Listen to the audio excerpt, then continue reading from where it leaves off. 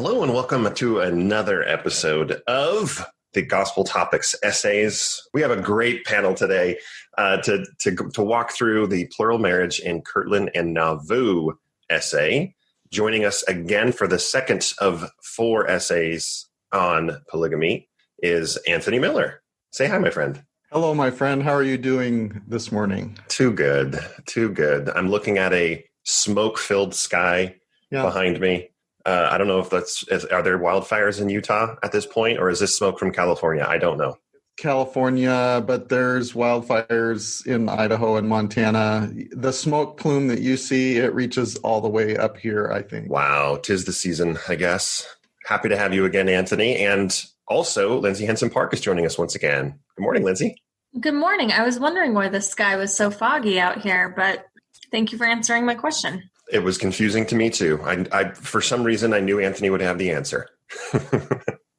We're happy to have you, Lindsay. And we have our 4th guest back again.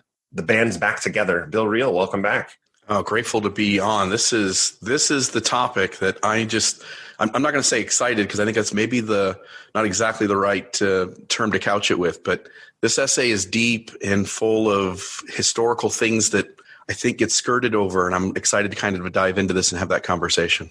Absolutely. Yeah, this is a big one for me too. Bill, I do have to ask you rather. Last minute, you had to back off of recording with us because you were putting an awning in your backyard. How did that turn out? So I've got a concrete slab now in the backyard. I've got some outdoor patio furniture, the cheapest stuff I could find off Amazon Prime, and got a fire pit. And now we're just waiting for a hot tub, a bullfrog hot tub made locally here in Utah. Nice. Waiting for that to be produced at the company and sent my way, and then the house parties begin. I love it. Love it. We're doing something very similar. We're probably about a month or 2 ahead of you in the process. So I'll send you pictures. Love it. All right, let's get to it. Before we start reading the essay, what we'd like to do, like we usually do, is invite you to read along with us. So I will help you navigate to the essay. It's a little easier these days than it was in the past. It's easier on an app than it is on desktop, but I'll walk you through on desktop because they've kind of mirrored the app as we talked about in the last episode. So if you go to churchofjesuschrist.org or lds.org, still redirects, you click on libraries, which is the first of 4 options on that top bar. Click on Gospel Library in that section. And then there is a picture of the Nauvoo Temple, and Restoration and Church History is the title of that section. So you click there. Then you click on Gospel Topics Essays. That shows you a list of, not all the essays, but a list of the essays that they want to link to. And you click on Plural Marriage in the Church of Jesus Christ of Latter-day Saints. Now, this is the introductory essay, if you're following along with me, that we read on the previous episode. If you scroll down there, about a third of the way down through the essay, there is a hyperlink that says, if you would like to learn more about the beginnings of plural marriage in the church, click here. You click on that, the right-hand side pops open a tab that has that essay highlighted there. And now it's still in the tab, so you have to click then the very top title of that essay. And now, full screen, you have the tab. In the front, the essay is prominent, and we're ready to rock and or roll, whichever you prefer. Okay. A lot of clicks. A lot of clicks. And we've talked about that. But this is the essay that somehow I was able to click through back in 2014, and it blew my mind. So prepare to have your minds blown. Maybe not. Maybe you already know some of this stuff, but we're going to talk about it. All right. So I'll read the first couple of paragraphs, and I'll try to read facial expressions of like, ooh, I want to say something, but we'll throw it around and talk about what we learned. So plural marriage in Kirtland and Nauvoo. Latter-day Saints believe that monogamy, the marriage of one man and one woman, is the Lord's standing law of marriage. In biblical times, the Lord commanded some of his people to practice plural marriage, the marriage of one man and more than one woman. Some early members of the Church of Jesus Christ of Latter-day Saints also received and obeyed this commandment given through God's prophets. After receiving a revelation commanding him to practice plural marriage, Joseph Smith married multiple wives and introduced the practice to close associates. This principle was among the most challenging aspects of the Restoration, for Joseph personally and for other church members. Plural marriage tested faith and provoked controversy and opposition. Few Latter-day Saints initially welcomed the restoration of a biblical practice entirely foreign to their sensibilities. but many later testified of powerful spiritual experiences that helped them overcome their hesitation and gave them courage to accept this practice. All right, let's parse out that first few paragraphs. Bill, the new voice to the polygamy episodes, what jumps out at you here? So the very beginning of this idea that the marriage of one man and one woman is the Lord's standing law of marriage. I've seen this rhetoric bounced around in different ways in church documents or articles or the website in the last few years. And this one I'm a little more okay with, but they've also tried to frame it as if like monogamy and one man and one woman has been the standard from the beginning in the church and in the world, some of those quotes refer to. And what I would want to point out here is that we grew up in a church that talked about a 6,000-year-old earth. We grew up in a faith that talked about how Adam and Eve were given all these rules. And I would simply want to come in with a little bit more of a secular point of view and say, we now know the earth, even inside our religion, pretty much all the people who have, the scholars in this area would say like the earth is, billions and billions, if not trillions of years old. Humans have been on the planet, I think for 200,000 years. Our common ancestor with other primates goes back like 2 million years. And when you understand all the cultures, and certain books help kind of get this out, but in terms of like Sapiens by Yuval Harari, Sex at Dawn, I think one of the authors there, Christopher Ryan. When you read those books, you recognize that sexuality and marriage and relationships, all those things have been complex throughout human history. And monogamy and marriage and one man and one woman, that's a really new modern thing in the scope of world history. And to sit here and say like 6,000 years ago, Adam and Eve were in the garden, they got taught this concept, and later on some prophets started practicing polygamy, really misses the truth of human history. And I would simply want listeners to open themselves up and maybe take some time to think about and read about and study world history. And maybe specifically, Esther Perel wrote a book, Mating in Captivity, and talks a little bit about that history as well. That monogamy, to understand that monogamy is a new term, it is something that not all cultures have practiced, and older cultures have other concepts besides that, and that it gets really messy besides just saying like, oh, this is the way we started off and we've been that way since, except for a few exceptions. That's not really fair. Right. Yeah. And the next sentence that talks about sometimes the exception is commanded. Right, the Lord commanded some of his people. And we talked about this on the previous episode, but just for those that didn't hear that episode, the footnote that says, that references some of the scriptures that support the claim that the Lord commanded some of his people to practice plural marriage, none of them are from the Bible. One of them, to be fair, is from Genesis, but if you read it, it's not actually God commanding it. The only scriptures that we have of God commanding it are within the Doctrine and Covenants, D&C 132, which is a difficult. I mean, we could just read D&C 132. Should we do a fifth episode? Lindsay, what do you think? So just to sort of echo what Bill was saying and to talk about this biblical idea of marriage between one man and one woman, we got to remember that that's even an invention of Mormonism that's very, very new, that sort of comes out of this struggle for LGBT rights in the church, because prior to that, the church wasn't using the one man, one woman rhetoric very much at all, because they didn't feel like they needed to. And prior to even that, if we back up to early 20th century and 19th century, the church wasn't making that argument for marriage as the Lord's standards. In fact, you can go to Frontier Doctrine and they're talking about celestial law, polygamy being the Lord's standard. If you want to back up and look at Heber Kimball quotes or Brigham Young quotes on monogamy, they're calling it a tool of the devil. They're calling it the lower law. They're calling it something that the depraved people do. And plural marriage is the higher law and the Lord's standard. So even the church hasn't been consistent on this rhetoric.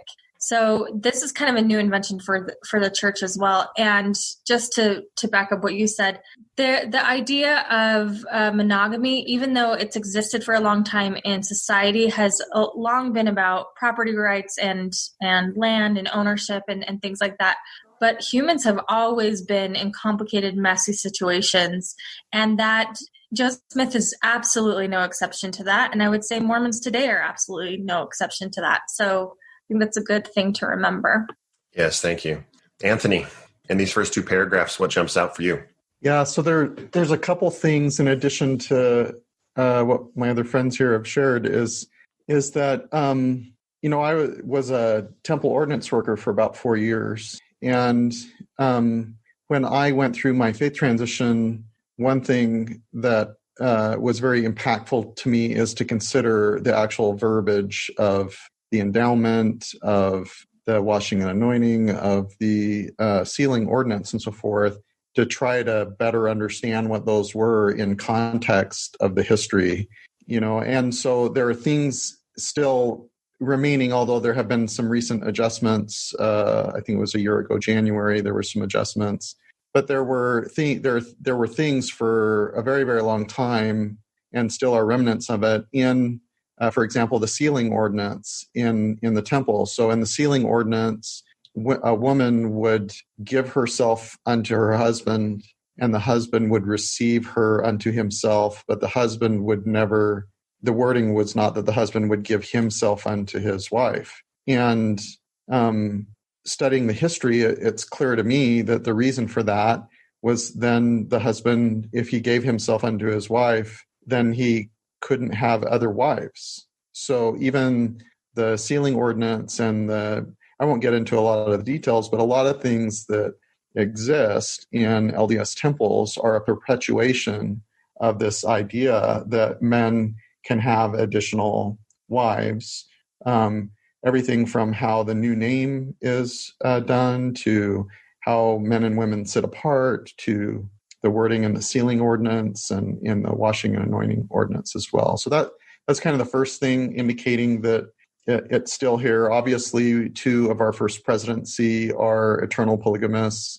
I mentioned in our prior episode on this, I have many friends who, due to a divorce and then a remarriage without a cancellation of sealing, are currently sealed to more than one living woman, just not living in bigamy. And so this standing law of marriage of one man to one woman, like Lindsay's indicating, it seems to not really fit in terms of space and time, other than this period of time since the family proclamation and dealing with the pushback against same-sex relationships and marriage and so forth. The other thing is, when we look at biblical history, I've been listening to Gun Germs and Steel. I haven't finished it yet, but it's similar to Sapiens. I'd recommend it to people, and a number of other books on these different topics. And there was an idea maybe around biblical times in terms of the difference between men and women. And there was this belief for a period of time that women were simply undeveloped men, that in utero, everyone was initially going to be a man, but a woman was a being that didn't fully develop into being a man. And so when they were born, they were flawed because they weren't men, and they could be violated, and they menstruated and all these kinds of things. And so just like with regard to racism, there was a period of time where people believed that individuals with black skin were somehow less than, or even different, or a different race kind of thing than white people. There was a period of time in biblical times that I think affected a lot of what we see in our sacred texts, maybe not in the 1800s, but there's remnants of it, where women were seen as belongings or rewards or less than men. And so when you go back to the Bible and the story of the character of Abraham and him taking his servant, and impregnating her, that is a view of women as belongings, basically, because she was a slave. Essentially, if she was a servant, she would have not had any ability for consent. In Genesis 16, actually, she was trying to run away, and the story says that the angel tells her to go back and so forth. But in any event, it's really, really messy to suggest that it's all like Bill was suggesting that it's all clear, 6,000 years ago, Adam and so forth. So, can I add one thing to that I forgot? Please. Were you done? Sorry, I didn't mean to interrupt you. Yeah, I was done. The other thing of a man and a woman, or one man and one woman, to use Mormon parlance, in all of Mormonism is the idea of procreation. So the reason why this makes sense to Mormons is because a man and a woman can have a baby, right? Whereas other people can't. And that's the primary justification for this. And again, this is flawed thinking. It's very Mormon thinking, but it doesn't assume for any of the factors in gender or biology that prevents people from having children, from even getting pregnant and things like that. And so this is a problem that Mormonism is going to continually confront as long as it continues to define and justify one man and one woman as the main reason is to have children. There are a lot of people that can't have children, and there are a lot of people in the church that can't have children, and it's a big, huge source of pain for people. Yeah. Yeah, and we'll get into this a little bit later, but I think to riff off of what you're suggesting here or sharing is that a big part of this idea of sealing ordinances and eternal marriage and polygamy was about continued procreation, producing offspring through sexual relationships after this life in the next life, which is really messy, and we'll talk about that when we get to it a little bit later, but it's a very literalist, fundamentalist view of things. Yeah. A couple of quick points as we move on, before we move on, rather. First of all, on behalf of all the listeners, Anthony, why'd you have to, I didn't know about this undeveloped man as a woman thing. That creeps me the heck out, man. So thanks. It is a little weird, but I agree with them. That is in there. That's in this milieu, as Terrell Gibbons would say, right? I get it. History, they were trying to make sense of things, and so they would come up with all these different explanations as to, what things meant. And there was a period of time where that was the narrative, that women were undeveloped men. Well, that's one of the reasons why I don't want the priesthood or to be a man anyway, because I feel like it's too much responsibility. Okay. I'm not touching that. I'm going to move on. All right. So I do want to give credit with one sentence here. So in these first two paragraphs, it says plural marriage tested faith and provoked controversy and opposition. A lot of times there's this, you've heard the term persecution complex of Satan was in men's hearts, and this still allows for that. But I'm glad that there is a specific example right here in this first sentence to not just blanket state that, that's why there was persecution, is that Satan was in their hearts and none of it was justified. This is at least admitting that this illegal practice, doesn't use that term here, but this illegal practice did test faith and it did provoke controversy and opposition. Can we be positive of that, or any pushback? Sweet. Let's move on. All right. So this last sentence here, it brings up another thought for me. So it says, but many later testified of powerful spiritual experiences. So it's saying that at first, many people were resistant to practice it. And then there were powerful spiritual experiences that helped them overcome that hesitation. That kind of triggers a thought in my head of like, doesn't the church teach, or isn't it important to, as we're being asked to do certain things, we have this natural reaction to them. And if we ignore that natural reaction, we're kind of susceptible to all kinds of harmful things or harmful practices. Lindsay, could you help me flesh out maybe what I'm trying to say here, or your thoughts on these powerful spiritual experiences? Yeah, so you'll see this justification in, I think, all of modern LDS explanations for polygamy. People will say, yes, it was a test of faith. Yes, it was hard. And that is the main reason why people did it, because it was sort of a refiner's fire, if you will. So in all of Mormonism, there's this idea that sacrifice brings forth the blessings of heaven, right? That's a quote from one of the hymns. And this is a religious idea that predates Mormonism and expands way beyond Mormonism, but it's this idea that suffering brings you closer to the divine.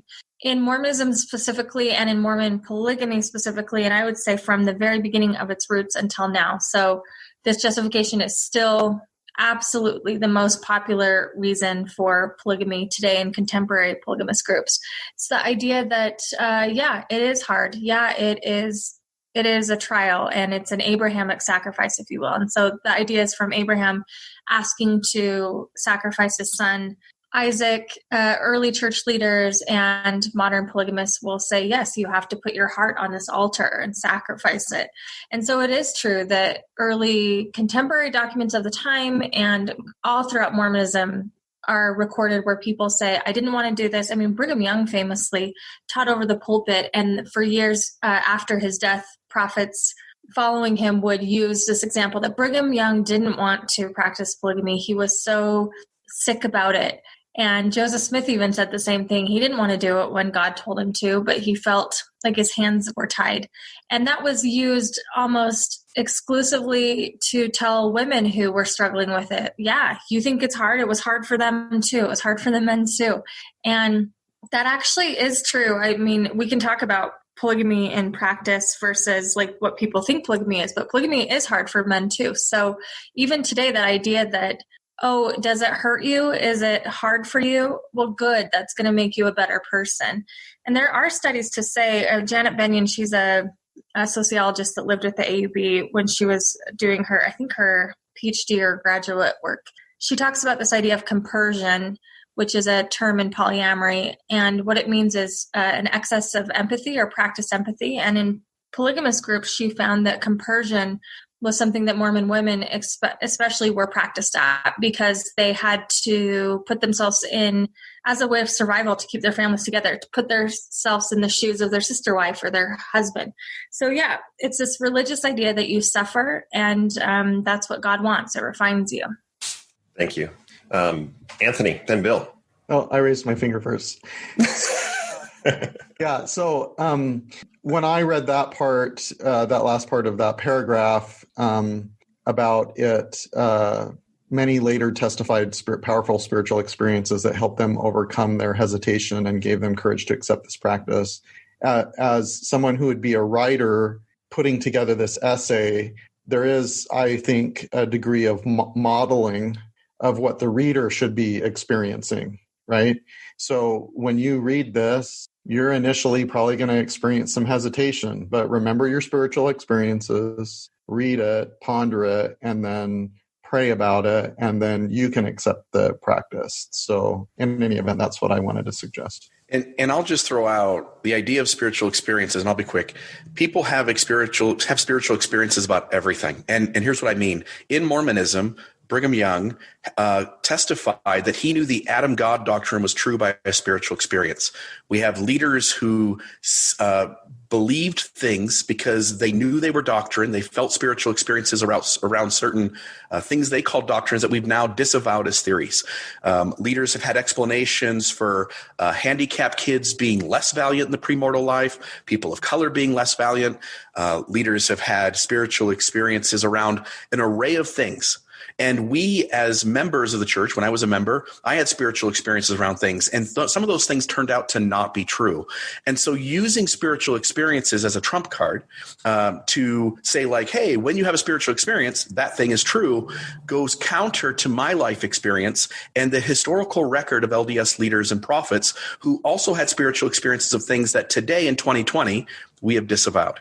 Thanks, everybody. Okay, we're going to go on to the next paragraph. Although the Lord commanded the adoption and later the cessation of plural marriage in the latter days, he did not give exact instructions on how to obey the commandment. Significant social and cultural changes often include misunderstandings and difficulties.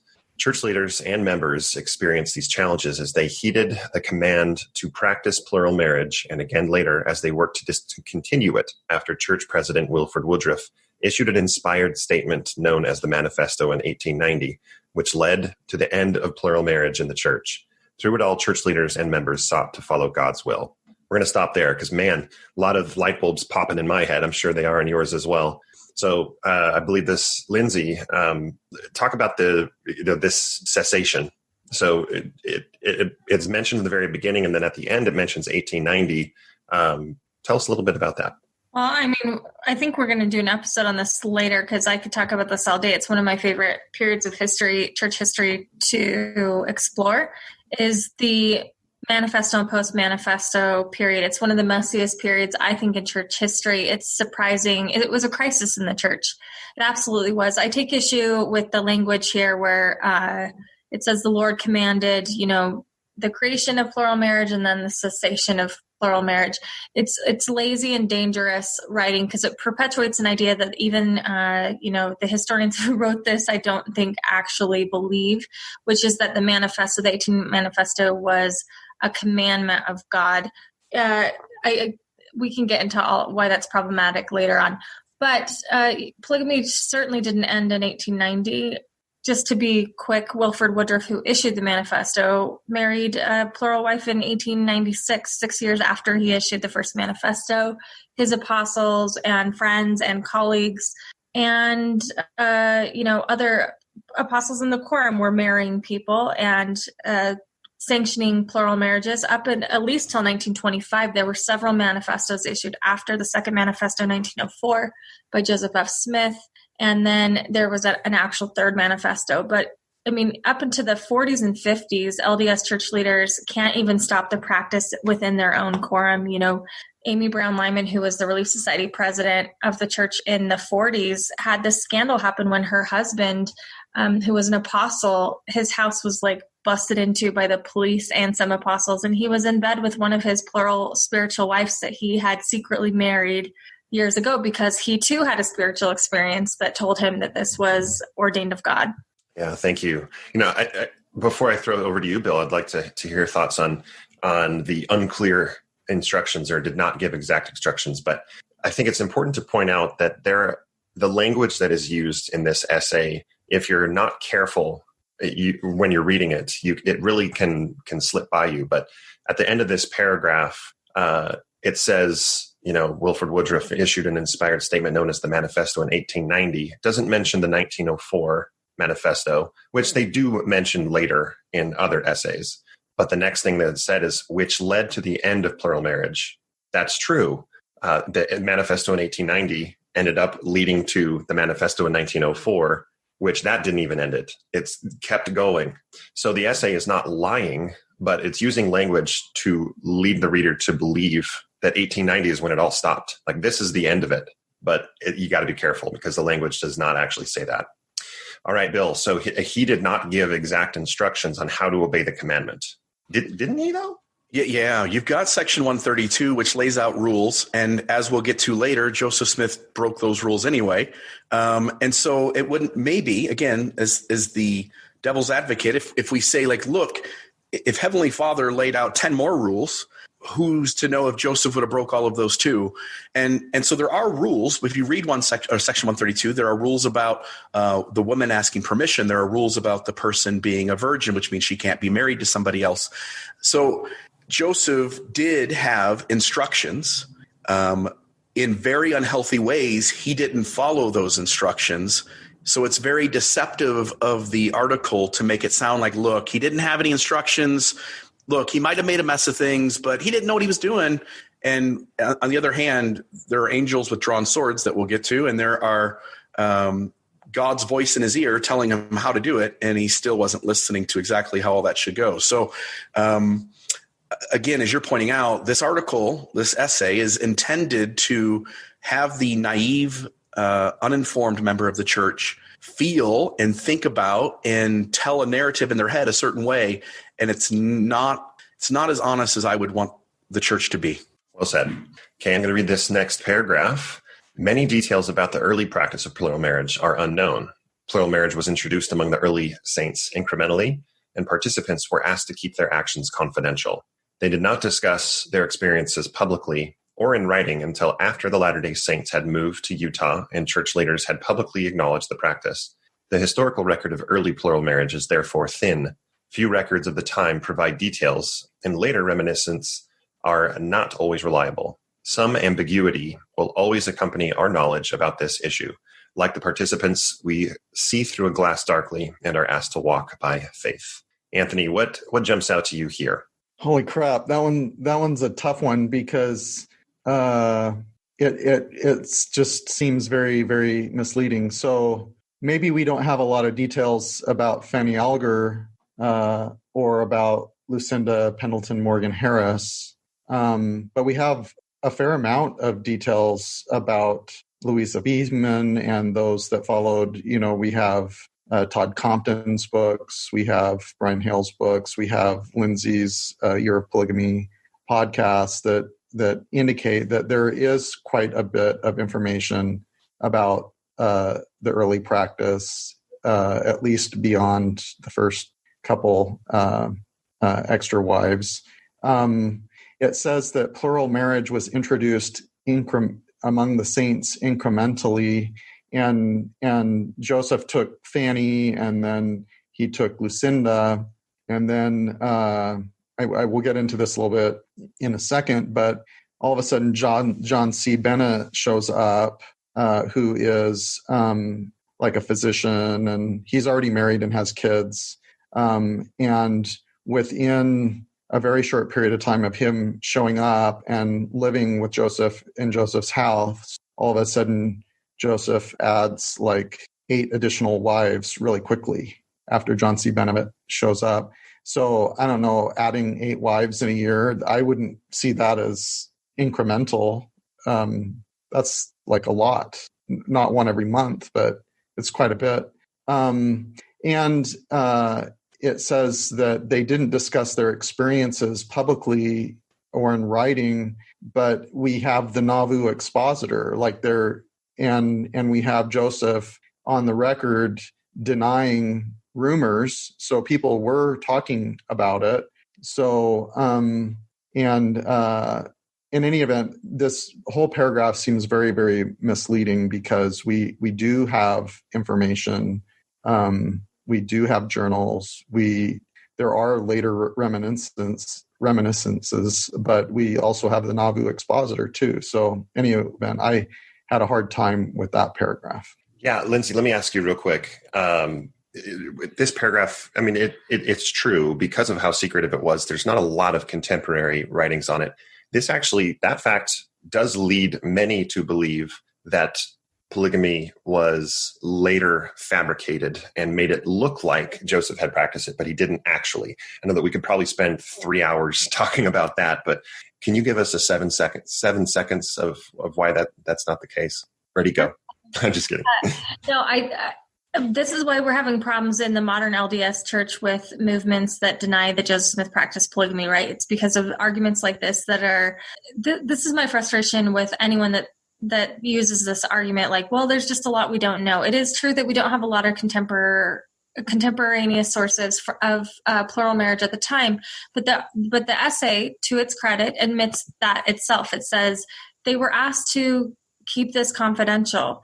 People took that very seriously. And so the fact that they're acknowledging that is enough to me. We shouldn't have sources on it. The fact that we have a few contemporary documents at the time where people were talking about this, and they also spoke in code.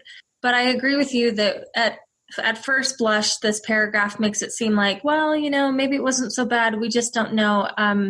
That while that's true, we don't have a lot of sources at the time. We do have sources, later reminiscences, and yes, some of them are problematic, but not all of them are. In fact, the church uses them and relies heavily on them. And so I feel like you can't have it both ways. If you're using later reminiscences, which the church is, let's just point out that in the first essay, they talk about polygamy being introduced in 1831. Well, if you want to talk about a problematic later reminiscence, this is something that W.W. Phelps writes down years later. We don't have anything really in Joseph's hand about that. So to say that we're only going to believe the later reminiscences when it's written by men, but when women who testified in Victorian America that they were pluralized to Joseph Smith, well, we don't know if we can trust those, is really, really problematic to me. Yeah, you can look at another topic, the first vision, right? If you apply the same argument to the first vision, well, the first vision didn't happen. It wasn't written contemporaneously. It was written much, much later. So again, I like what you said. It's you can't have it both ways. I mean, which argument are you going to sit with?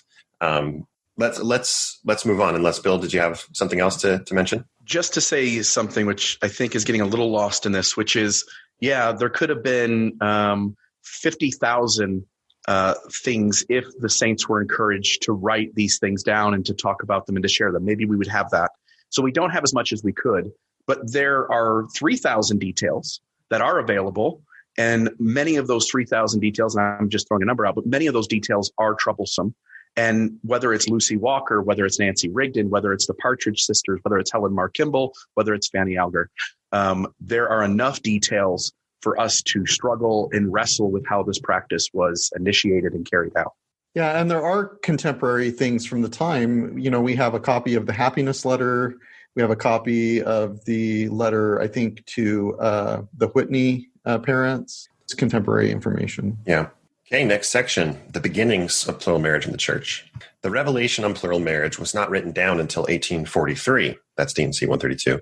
But its early verses suggest that part of it emerged from Joseph Smith's study of the Old Testament in 1831. People who knew Joseph well later stated he received the revelation about that time. The revelation recorded in Doctrine and Covenants 132 states that Joseph prayed to know why God justified Abraham, Isaac, Jacob, Moses, David, and Solomon in having many wives. The Lord responded that he had commanded them to enter into the practice.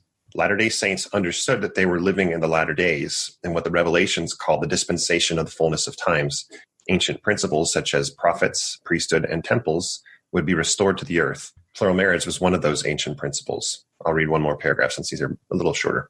Polygamy had been permitted for millennia in many cultures and religions, but with few exceptions was rejected in Western cultures. In Joseph Smith's time, monogamy was the only legal form of marriage in the United States. Joseph knew the practice of plural marriage would stir up public ire.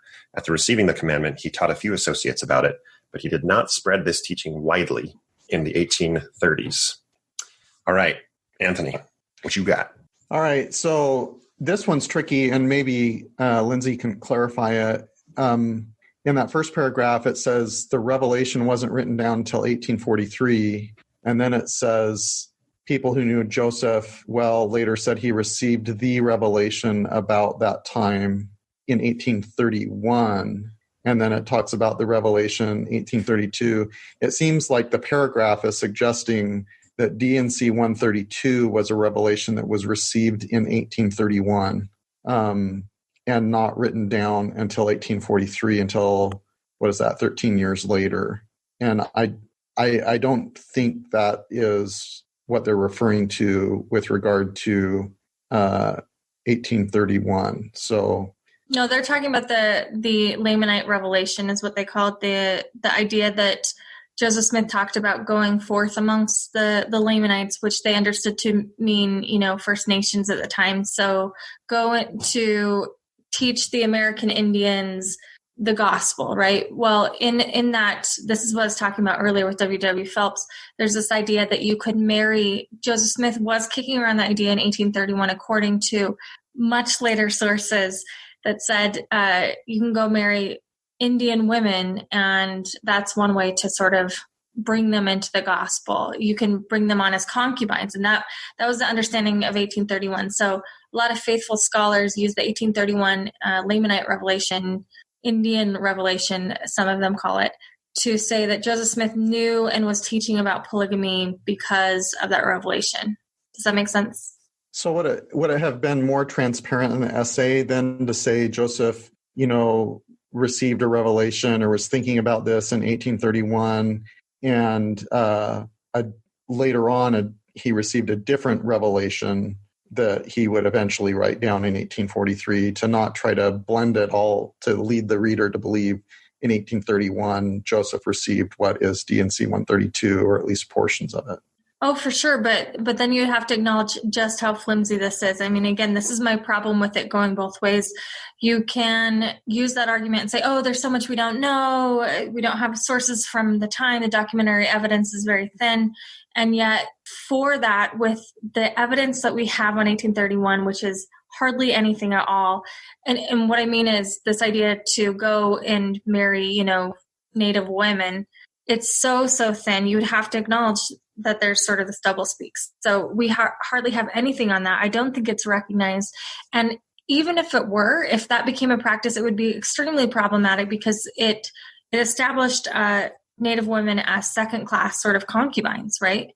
Not actual wives. And we can talk about that later on in practice, because there are a few examples of Indian plural wives or Polynesian plural wives or anyone that they saw as Lamanite, but they were almost always and exclusively seen as less than white women.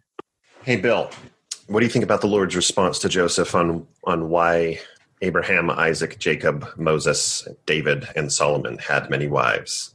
So you guys all hit on this earlier. Just to reiterate it, there is no biblical precedent for God telling those prophets, I want you to take more wives, go do that.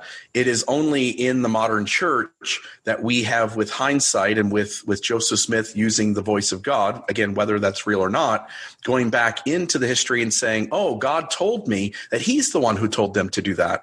And just to reiterate that so the listener understands that if they go into the Bible, you're not going to find a place where Abraham, Isaac, Jacob, Moses, David are told by God to go ahead and take a bunch of wives. Yeah, thank you. There's something else in this next paragraph that we read about ancient principles being restored, and plural marriage was one of those. We mentioned this in the previous episode, that there are plenty of ancient principles that I guess weren't important to be restored as part of the restoration. Animal sacrifice, yes, there are arguments that actually was restored, but animal sacrifice, blending of cottons, a lot of these old principles didn't seem to be needed.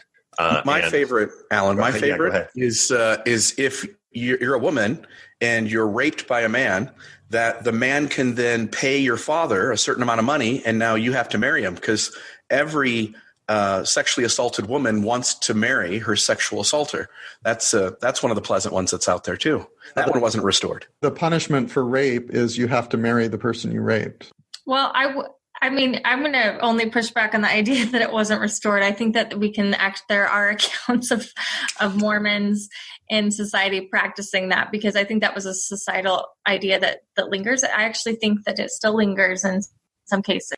So I do have one thing from 1831 that we haven't talked about. Sure. It is a late discussion, but Mary Elizabeth Rollins Leitner indicated that when she was 12 years old in 1831, that Joseph claimed that she would be one of his future wives. I don't know that that's very revelatory or anything like that, but at least Joseph was considering that a 12-year-old at some point would be his wife someday. Ew. Ew is right. Okay, I'm going to move on. We are on, here we go. When God commands a difficult task, he sometimes sends additional messengers to encourage his people to obey.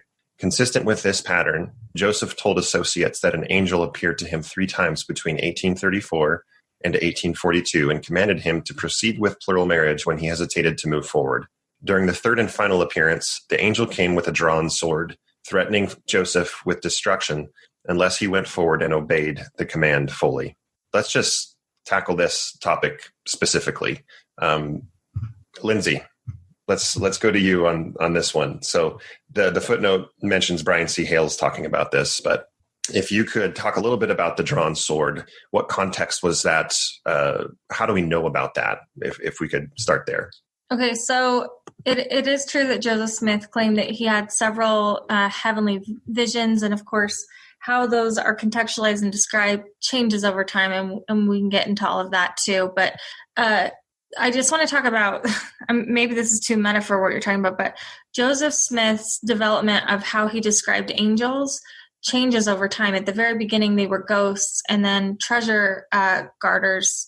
So what I mean by that is before Joseph Smith had actually practiced the church, we talked about animal sacrifice earlier. Joseph Smith actually was using animal sacrifices before all of this was happening. So the idea was, for a time when he was doing the treasure digging, there would be a treasure hidden or buried somewhere, and an angel, well, now we're calling them angels, but a ghost or a spirit, a treasure spirit, would appear and guard the ancient treasure. So there was this idea that there was this treasure being buried, and the ghost of whoever the treasure belonged to or who was protecting it would stand there, and sometimes you'd have to sacrifice an animal. And so historian Chris Smith tells this sort of funny story of the fact that the Smiths were starving one day, and Joseph Smith's on a treasure dig, and he says, oh, this angel requires a blood sacrifice of your finest lamb. And that night the Smiths dined on mutton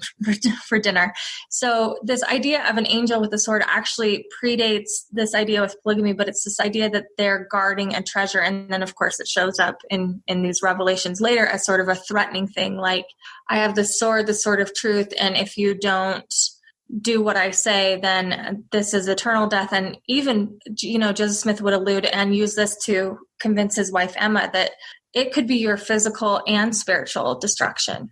Oh, thank you for that context. It really helps paint the picture of how all these things were melded over time and really evolved. Okay, let's go to this next paragraph. Fragmentary evidence suggests that Joseph Smith acted on the angel's first command by marrying a plural wife, Fanny Alger. Alger? Because I've heard both, and I've never really been... Someone correct me here. Did we know for sure? We're going with Alger. Yeah. Fanny Alger. In Kirtland, Ohio in the mid-1830s. Several Latter-day Saints who had lived in Kirtland reported decades later that Joseph Smith had married Alger, who lived and worked in the Smith household after he had obtained her consent and that of her parents. Little is known about this marriage, and nothing is known about the conversations between Joseph and Emma regarding Alger. After the marriage with Alger ended in separation, Joseph seems to have set the subject of plural marriage aside until the church moved to Nauvoo, Illinois. All right, we got to dissect Fanny Alger. Why does this essay start with the word fragmentary? What do you think that is leading the reader to believe? Bill, do you want to jump and talk about that?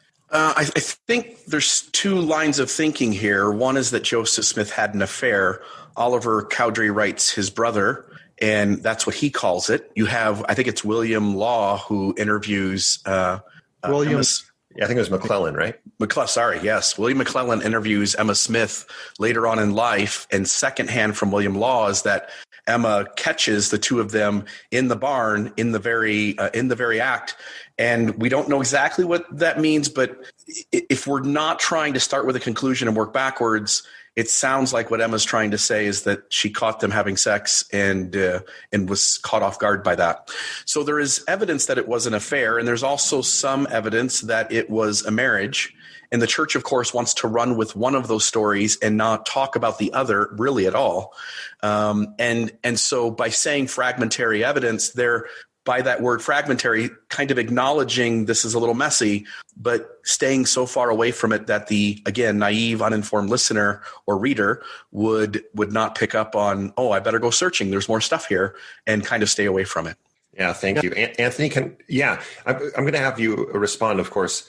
But Anthony, could you also talk about the timing? So it mentions this Fanny Alger affair, whether that's literal affair or just the event of Fanny Alger, happened in the mid-1830s, and why that's important of when it actually occurred. 1833 versus 1837 are very different based on what was going on with the theology. But anyway, you can say what you wanted to say, then please address that.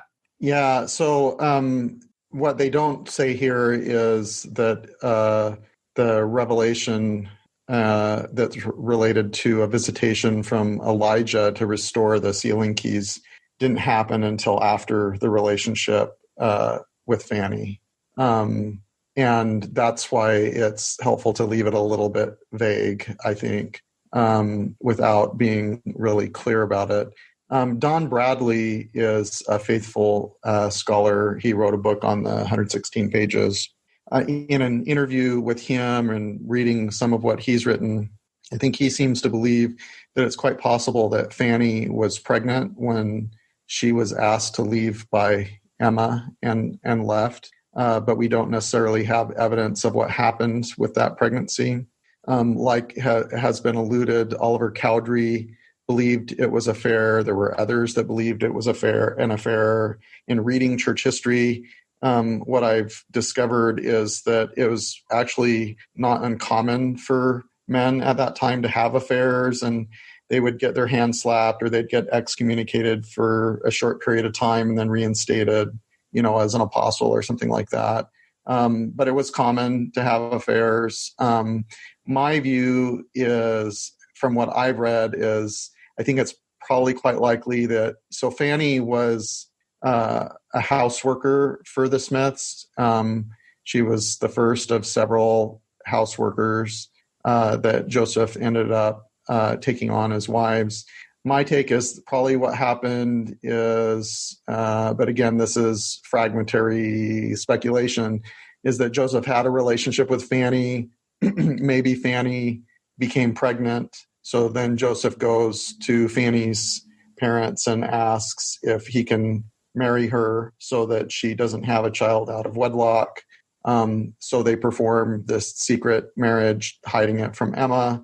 Emma finds out about it and then kicks out Fanny, and then Fanny is gone. But this relationship with Fanny is part of what led to Oliver Cowdery believing Joseph was a fallen prophet. He believed it was an affair.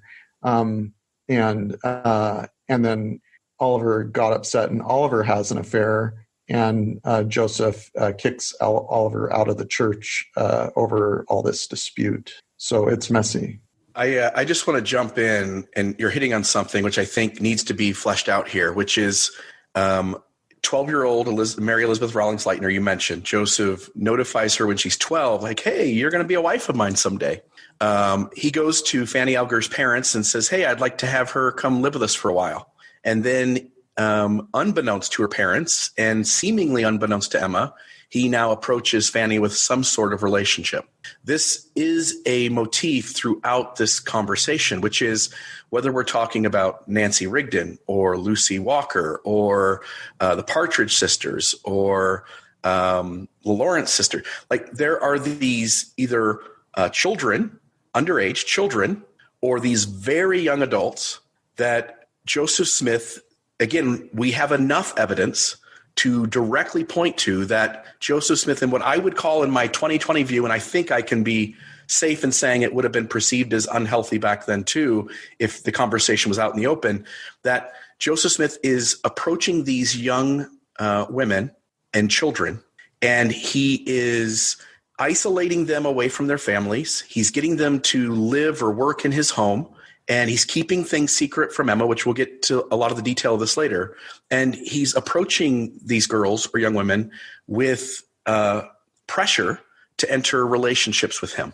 Today, however you parse it, it's how a predator behaves. It is predatory behavior.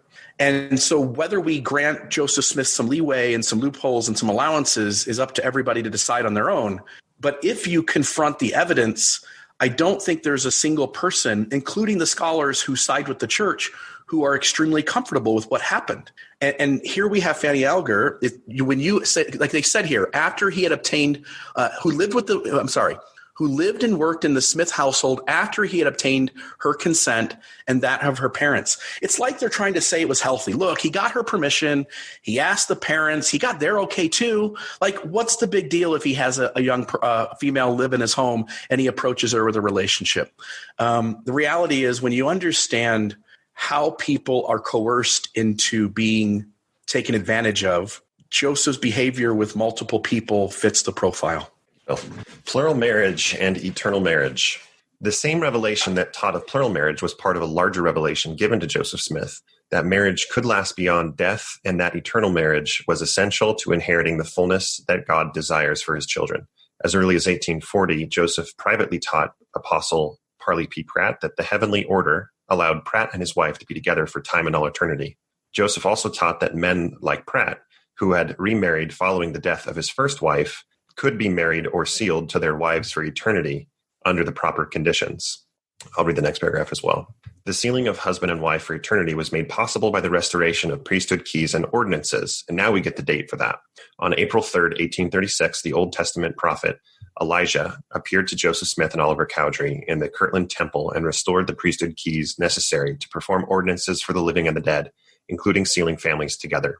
Marriages performed by priesthood authority could link loved ones to each other for eternity on condition of righteousness. Marriages performed without this authority would end at death. Open mic. Anybody with any comments? If not, if we're just repeating stuff, we can move on, of course. Lindsay?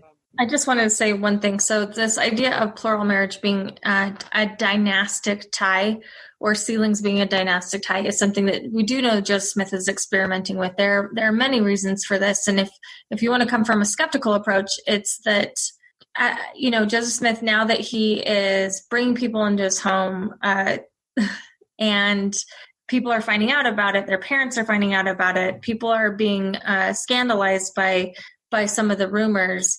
He had to get family members complicit in this, right? And so they call wives favors at the time. That's one of the code words that they use that would carry on up until, Mormon fundamentalists still use that term. But the idea is your eternal salvation can be linked to your giving your daughter, you're giving your sister, you're helping us get sealed yourself. So sealing wasn't just a way to tie families together. It was seen as a reward, and it wasn't applied equally and consistently among the general body of the church as well. So just like the idea of polygamy was secretive, a lot of these practices were exclusive rights given to higher members of the church. And now, of course, sealing is supposed to be something that everyone gets, but I don't think at the very beginning it was seen that way. Important to call that out, yeah. Anthony? So the question that I have is, what if Joseph was exploring and having this idea of an interlinking or sealing of all of humanity, and that was one of his theologies that he either created or adapted from extant things at the time, and then it subsequently got enmeshed with this idea of plural marriage. I wonder that, because the other thing is that they talk about sealing families together, but from my recollection of reading things, Joseph didn't seal himself to his parents. He didn't seal any of his children to himself.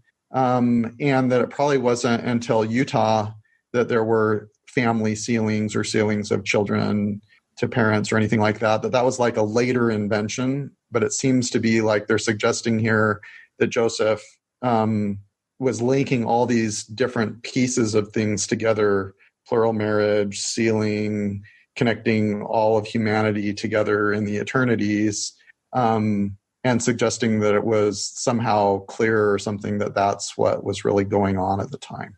So when did that, for the history buff, right, Lindsay, I guess I'm looking at you. When did those kind of adoptive sealings take place? I'm thinking John Dealey to Brigham Young. Was that, Anthony, that just struck me, was that not happening until the Utah period?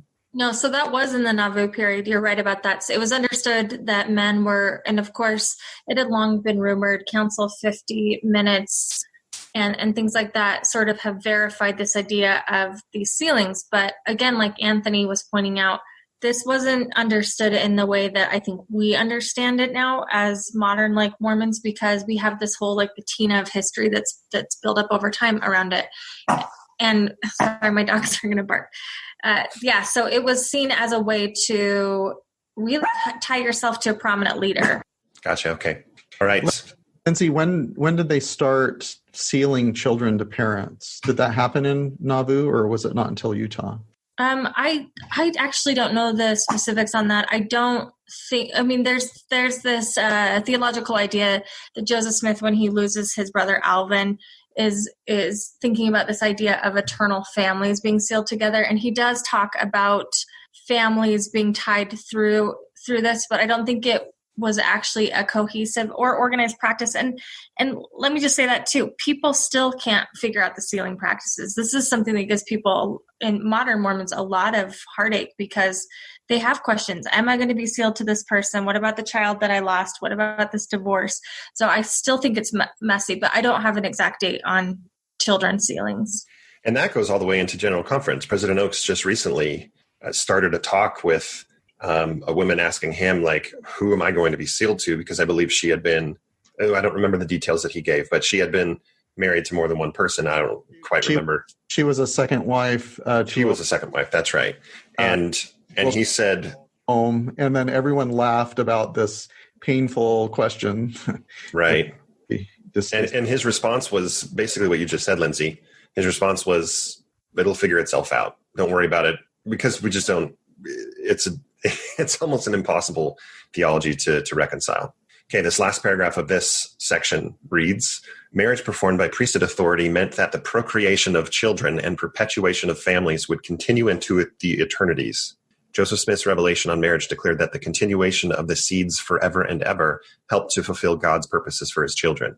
This promise was given to all couples who were married by priesthood authority and were faithful to their covenants. This is interesting, Anthony. If you could talk about it, it'd be great, because it seems like recently the church has kind of distanced themselves from the theology of eternal or celestial procreation, because that's kind of tied to the idea that we inherit our own planets and we populate our own solar systems and all that kind of stuff. What are your thoughts here?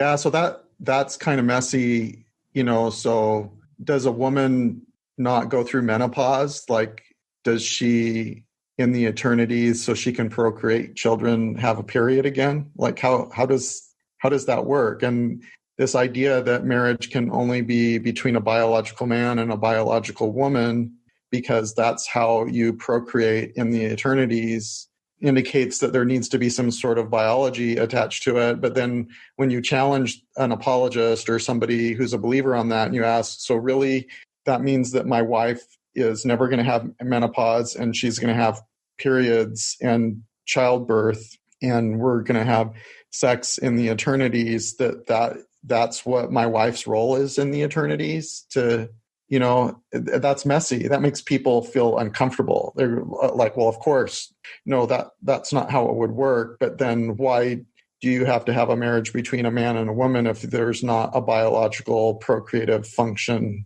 in the next life? And like you have alluded to, that for a very long time, this was taken literally. If you read things from the Journal of Discourses and so forth, it was taught that they would continue, that was the role of women in the eternities, was procreation of children. So, and part of Adam God doctrine was this earth was populated by Adam procreating with one of his wives, Eve's, for this planet. So this is kind of messy, this whole, what does procreation really mean in the eternities? Just to clarify for you, Anthony, I don't think women will be menstruating blood. The teachings of Brigham Young, this is the manual we used maybe 15 years ago, but still currently accepted manual within the church, talks about how blood and flesh cannot inherit the kingdom of God. And so Brigham Young taught that when Christ's blood was poured out and when he was resurrected, another element took the place of blood. It will be so with every person who receives the resurrection. The blood will not be resurrected with the body, being designed only to sustain the life of the present organization. And when it should be maybe organism, I don't know what that means, but when that is dissolved and we again obtain our bodies by the power of the resurrection, that which we now call the life of the body and which is formed from the food we eat and the water we drink will be supplanted by another element, for flesh and blood cannot inherit the kingdom of God. So whatever it is, it's not blood, my friend. It's adamantium. It's adamantium. It has the word Adam in it. And then we would all be celestial Wolverines, because that's what Wolverine's skeleton was made of. Okay. I love it. Yeah, that's perfect. All right, let's move on. So plural marriage in Nauvoo. For much of Western history, family interest, economic, political, and social considerations dominated the choice of spouse. I just think of like Sense and Sensibilities and all the Jane Austen stuff. That's what I think of. Parents had the power to arrange marriages or forestall unions of which they disapproved.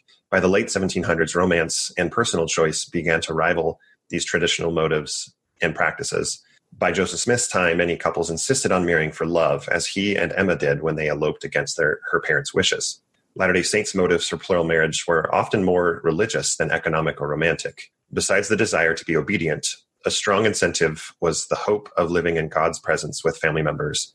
In the Revelation on Marriage, the Lord promised participants crowns of eternal lives and exaltation in the exalted world, eternal worlds. Men and women, parents and children, ancestors and progeny were to be sealed to each other, their commitment lasting into the eternities, consistent with Jesus' promise that priesthood ordinances performed on earth could be bound in heaven. All right, let's stop there. Anything new that we haven't discussed already to talk about this? It seems like they're giving a historical context leading up to how marriages worked in Joseph's time. So I think it's selective parsing to call it the revelation on marriage instead of the revelation on the new and everlasting covenant, because my understanding is that it was understood that the principle, the new and everlasting covenant and eternal marriage, it was all the same thing. Whereas apologists try to make D&C 132 about, we're going to start talking about plural marriage, and then we're going to talk about monogamous marriage, and then we're going to talk about plural marriage, and God's going to jump back and forth again. and it's just superfluous material, maybe that God's going to destroy Emma if she doesn't accept it. It just seems very apologetic to call it the revelation on marriage as opposed to what it is.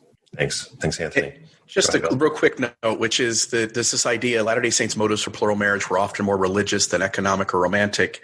I just want to note here that from Joseph Smith to Brigham Young to 3 or 4 prophets after him, there seems to be a tendency as these guys are taking on more wives for those wives, again, not definitively like, 40, 37, 33, but generally speaking, with some back and forth there, the ages tend to kind of go down. That the more experienced they are in polygamy, the more comfortable they are in their authority, that the age of these women tends to get lower. And so just recognizing whatever the motives are, not necessarily economic, not necessarily religious, but on some level of lust or romance, that these men tend to, when they feel confident that they're not going to get pushback or they can push through that these women's ages tend to be lower. Well, I can talk to that. There's actually a practical reason for that, and that's because at some point you run out of women of a certain age. So we see this in the Mormon Reformation when Brigham Young starts preaching the fiery sermons about how this is sort of essential for your salvation, and this ties into what we're talking about. But I want to point out that Mormons didn't invent marriage. They didn't invent the idea that being married, ends at death. I think early Latter-day Saints believed that they would see their loved ones again. They hoped for that. So Joseph Smith didn't give them that gift. When he was experimenting with the sealing doctrine, he was talking about sealings that went beyond just seeing your family in the afterlife. It was something better, it was something higher than that. And so to invent this idea meant it was a reward. It was a spiritual reward to be sealed. The more you suffer, the more you're rewarded. And when Brigham Young taught this in the Mormon Reformation, everyone wanted those rewards. So they're getting married and bringing in more women. And eventually you run out of all of the 30-year-old women, all of the 20-year-old women, all of the 18-year-old women, all of the 16-year-old women. And that's another reason why it gets lower and lower, because if it's an essential doctrine and you need women to literally unlock your doors to heaven, you're going to run out of women because the numbers don't work that way.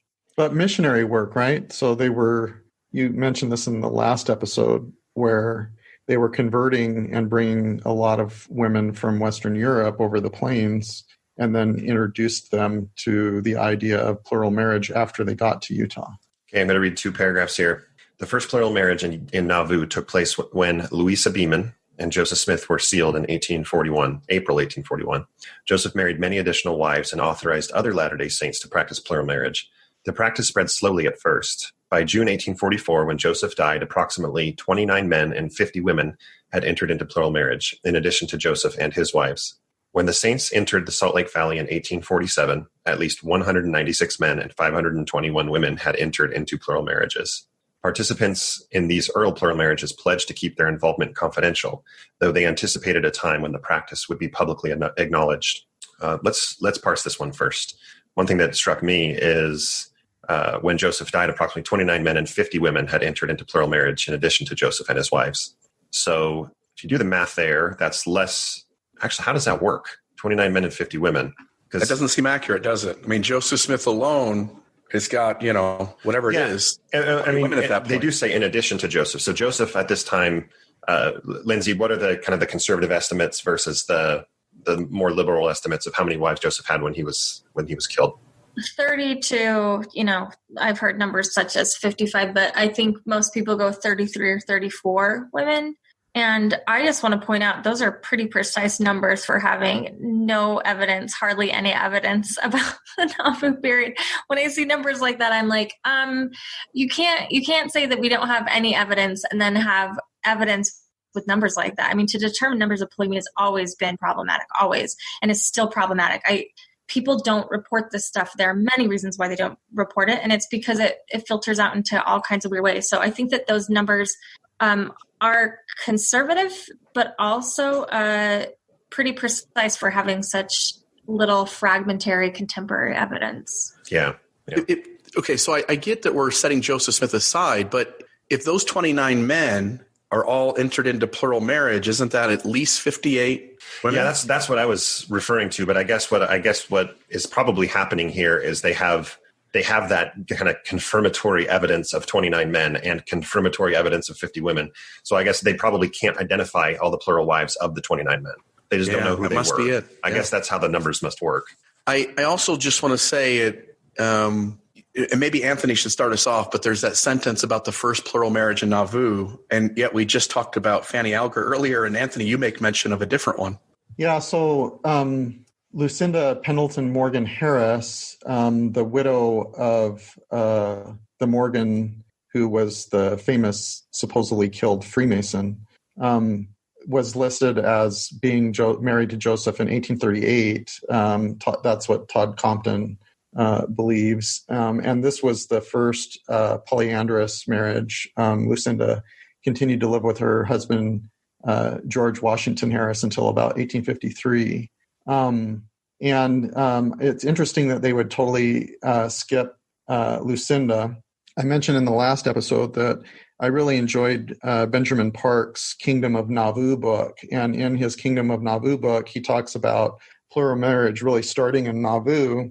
And I was taken aback by that. I was like, well, wait a sec, what about Lucinda and what about Fanny? And in a subsequent interview, historian Benjamin Park indicated his opinion was that the pre-Nauvoo marriages weren't really plural marriage. They were other relationships. So Lucinda was a different kind of a relationship.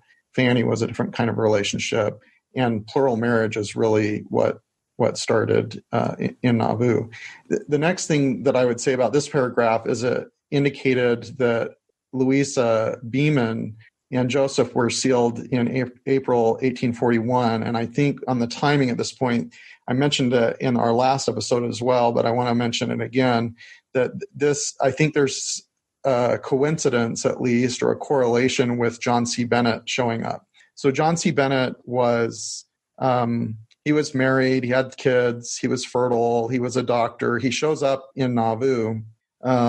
By February 1st of 1841, he becomes the first mayor of Nauvoo. And on April 8th, 1841, he becomes the assistant president for the church. And John C. Bennett is living with the Smiths in the Smiths' home at the time. John C. Bennett becomes assistant president of the church on April 1st, 1841.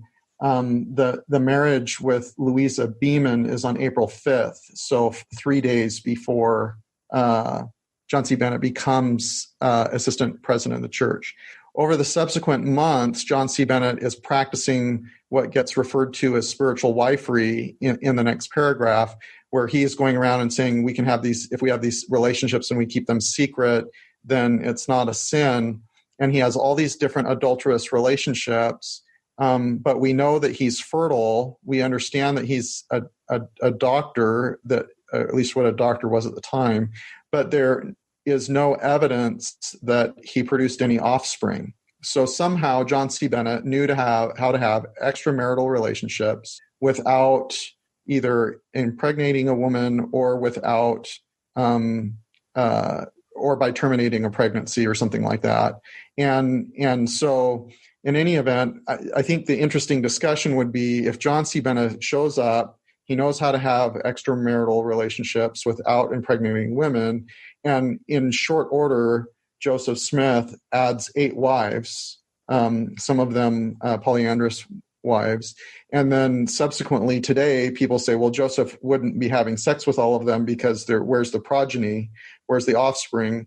Then we would apply that and we'd say, well, how was John C. Bennett practicing spiritual wifery? Because where's the offspring? Like he was excommunicated for his spiritual wifery or adultery, and he was kicked out in 1842 on May 11th, 1842.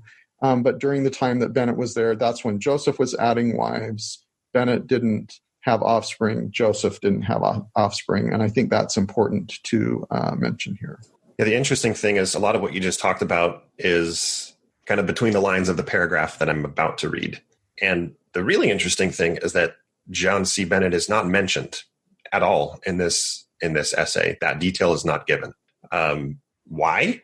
Do they not want to give the reader a a place to jump from to look into the specifics surrounding John C. Bennett. John C. Bennett's, the details surrounding him are damning, to be frank. Lindsay, did you have something to add? I saw you lean forward. Okay. Nevertheless, rumors spread. A few men unscrupulously used these rumors to seduce women to join them in an unauthorized practice, sometimes referred to as spiritual wifery. When this was discovered, the men were cut off from the church. The rumors prompted members and leaders to issue carefully worded denials that denounced spiritual wifery and polygamy, but were silent about what Joseph Smith and others saw as divinely mandated celestial plural marriage. The statements emphasized that the church practiced no marital law other than monogamy, while implicitly leaving open the possibility that individuals under direction of God's living prophet might do so. Did Joseph ever use the term spiritual wifery to explain his relationships, or the others who were authorized to practice polygamy? Did they use the term spiritual wifery? My understanding is that Joseph did refer to it as spiritual wifery. The terms are really interesting because as Joseph Smith is experiencing these things, he's developing theology around them. So we get back up to Kirtland, and people don't realize that we like to think of these guys as like proper Victorians who were just these pious, early frontier settlers. And really in Kirtland, you have them starting at basically a hippie commune. The family was what they called themselves. They were all living together as one giant family, and relationships were a lot more fluid. I think Joseph Smith is completely influenced by this idea. And when they're talking about a few unscrupulous men, I think they're talking about Joseph Smith's own brother, William Smith. A lot of people don't study this, but I think to understand a lot of Nauvoo polygamy, you have to look at what's going on in Massachusetts with Joseph Smith's own brother. He takes these ideas, and along with a few members of the church, including some men of color, William Smith not only ordains black men, but he allows black men to start practicing, quote, spiritual wifery. And why this becomes a problem is because Joseph Smith really pays the price, I guess, for other men's errors. If men can't keep this on the down low like Joseph Smith is trying to do, then Joseph Smith pays the price for it. And so this idea of authorized marriages really is complicated because I don't even think Joseph Smith has a handle on the practice. And to me, the conflict with John C. Bennett that arises where they kick out John C. Bennett has way more to do with his running into conflict with Joseph's authority and who's in charge and who has a more compelling doctrine than it does with John C. Bennett practicing spiritual wifery. I think it's sort of disingenuous to suggest that is the only reason why he was out of favor, because he was practicing unauthorized polygamy. Joseph Smith deliberately developed terms of celestial marriage and the new and everlasting covenant as a way to say that is authorized polygamy, rather than polygamy or spiritual wifery, which is something that everyone else is doing. The difference is ours is better, ours is sanctioned by God. But that, of course, takes some time and development, and it's not until the last few years of his life that he even has a roadmap for that. Lindsay, let me ask you this. Is there any evidence that supports the idea that Joseph did authorize some of the spiritual wifery, whether it's John C. Bennett or others, but because it was so secretive, when those individuals were not careful enough or they were caught up in it, that it had to be disavowed to be able to keep it secret? Am I grasping at straws? So you're asking if Joseph Smith sanctioned spiritual wifery with John C. Bennett? Or anybody. Like, are there any instances of, like, Joseph clearly said, whether it was Brigham or whether it was whoever it was, like, yes, you can take these wives, but then they were kind of, those things became the subject of rumors, or other people started to find out. So then Joseph distanced himself from that, saying, like, what are you doing? I didn't tell you could do this, even though he actually did. Well, I mean, if John C. Bennett is to be believed, and if most Mormons don't believe him at all, which is interesting because they take some of his sources and take them seriously, but anything that looks bad, they don't take. John C. Bennett claims that Joseph Smith was engaging not only in spiritual wifery with him, but potentially even homosexual dalliances or something like that. I think John C. Bennett was there for like 26 months with Joseph Smith, and in that short amount of time, he really starts gaining his own following. He's sort of a character a lot like Joseph Smith. I think he's a little bit more bold than Joseph. Joseph had a more practical mindset. John C. Bennett sort of abandons his family. He doesn't have an Emma Smith living in the home over his shoulder all the time who has prominence in society. Emma had ambitions to be a prominent woman in society. John C. Bennett doesn't have that. And so I do think that Joseph Smith was absolutely involved. But do we have evidence that he sanctioned sealings? No, we only have denials. Okay, thank you.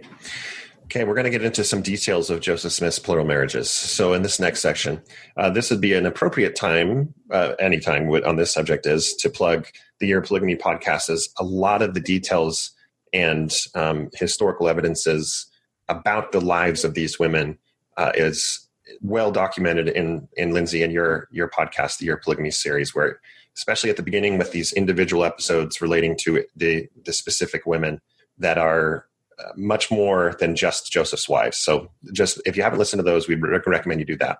Joseph Smith and plural marriage. During the era in which plural marriage was practiced, Latter-day Saints distinguished between sealings for time and eternity and sealings for eternity only. Sealings for time and eternity included commitments and relationships during this life, generally including the possibility of sexual relations. Eternity-only sealings indicated relationships in the next life alone. Evidence indicates that Joseph participated in both types of sealings. The exact number of women to whom he was sealed in his lifetime is unknown because the evidence is fragmentary. Some of the women who were sealed to Joseph later testified that their marriages were for time and eternity, while others indicated that the relationships were for eternity alone. I think before we get into some of the specific women and details with those women, this idea of eternity only versus eternity and time is important for us to tackle. Why do you feel like this is an important topic for the essay to cover? What is this topic trying to have the reader think about? Sex. I mean, basically, I think this whole discourse revolves around sex because we don't have that modern distinction today. Like, no one's thinking, is my sealing for time or eternity, unless they get married outside of the temple. And of course, that's changing now with new rules. But it is true that Joseph Smith had sealings that appear to be non-sexual, which I think it's such an interesting, curious debate that happens. This idea that if Joseph Smith slept with his plural wives or not, and especially, men are arguing over this. I know a lot of people that are concerned with, did Helen Mars Kimball, who was 14 years old at the time, did she sleep with Joseph Smith? And to me, it's such a reductive argument because it's really rooted in puritanical ideas about sex. Like, if sex was the only thing that mattered in the marriage or in the sealing, for a woman's autonomy, if the sex act was the only thing that mattered, because what we do know is Helen Mar Kimball felt like she was restricted. She felt that even if she didn't sleep with Joseph Smith, she felt that she couldn't go to dances, she couldn't socialize with her friends. Her autonomy was prohibited because of this. And I feel like that gets lost in these discussions. Women who were sealed for time only did have a claim to these men, but Brigham Young was famous for this. He got sealed to a lot of women that he never even interacted with. He did it as an act of charity sometimes for women who were poor and struggling, but then he seemed to resent it heavily because he didn't want to take care of them. And so the church leaders sort of painted themselves into a corner for this because Joseph Smith, I think, probably developed this as a result of people coming to him and saying, well, we're hearing about these sealing practices. We want these favors too. We want the celestial glory too. How do we get that? And now he has a math problem. How is he going to make this work? So again, this all revolves around Mormons' obsession with sex. And I'm not saying that sex isn't an important part of this, but if marriage is supposed to be for procreation, as the church copiously, sets up this essay to be, why is it that people are so scandalized that Joseph Smith would be having sex with these women unless it made people uncomfortable because of their ages? So I think it's just a complicated discussion all around sex. Yeah, and we're about to get to some of those details now. So Helen Mar Kimball, you brought up, I think the most infamous line in this essay is about to be read, and listener, try to identify it. Bill, you can point it out after we finish this paragraph to see if the listener got it right. Most of those sealed to Joseph Smith were between 20 and 40 years of age at the time of their sealing. The oldest, Fanny Young, was 56 years old. The youngest was Helen Mar Kimball, daughter of Joseph's close friends Heber C. and the late Murray Kimball, who was sealed to Joseph several months before her 15th birthday. Marriage at such an age, inappropriate by today's standards, was legal in that era, and some women married in their mid-teens. Helen Mar Kimball spoke of her sealing to Joseph as being, quote, for eternity alone, end quote, suggesting that the relationship did not involve sexual relations. After Joseph's death, Helen remarried and became an articulate defender of him and of plural marriage. All right, Bill, what was that line? What was the infamous line? So the idea that that she was sealed, Helen Mar Kimball was sealed to Joseph several months before her 15th birthday. It's right around 6 months. If it was a month shy, that language maybe makes sense. And as I read that, what I'm picking up is whoever is the language creator of that sentence in this essay, that person is deeply uncomfortable with saying 14-year-old. She's 6 months. I think the marriage occurred in August and early spring, and her birthday is in August. And so it's about 6 months away. This idea that whoever wrote this was super uncomfortable, or somebody said, like, I'm really uncomfortable, we can't say 14-year-old. They were looking, because it's not natural to say several months shy of your 15th birthday when you're exactly 14 and a half years old, you're a 14-year-old. I think it speaks to how we don't want people to get too uncomfortable with reading this essay, and that the authors, creators, and those who approve the language of this essay are deeply bothered by saying 14-year-old to the point where they had to come up with some crazy way of trying to push it forward a little bit. Yeah, this paragraph also talks about the common, or what was legal in the era. It's inappropriate by today's standards, but in the era, many women were married in their mid-teens. Anthony, is it your understanding? And of course, anybody here that if anybody misspeaks, please chime in. But is your understanding that it was common for a 37-year-old to marry a 14-year-old in that era? I'm sure it did occur, but is that what the essay is referring to? Yeah, so this is an example of some of the challenges that I have with some of the apologetics. That they try to find something that's plausible and then suggest that would be a reasonable thing.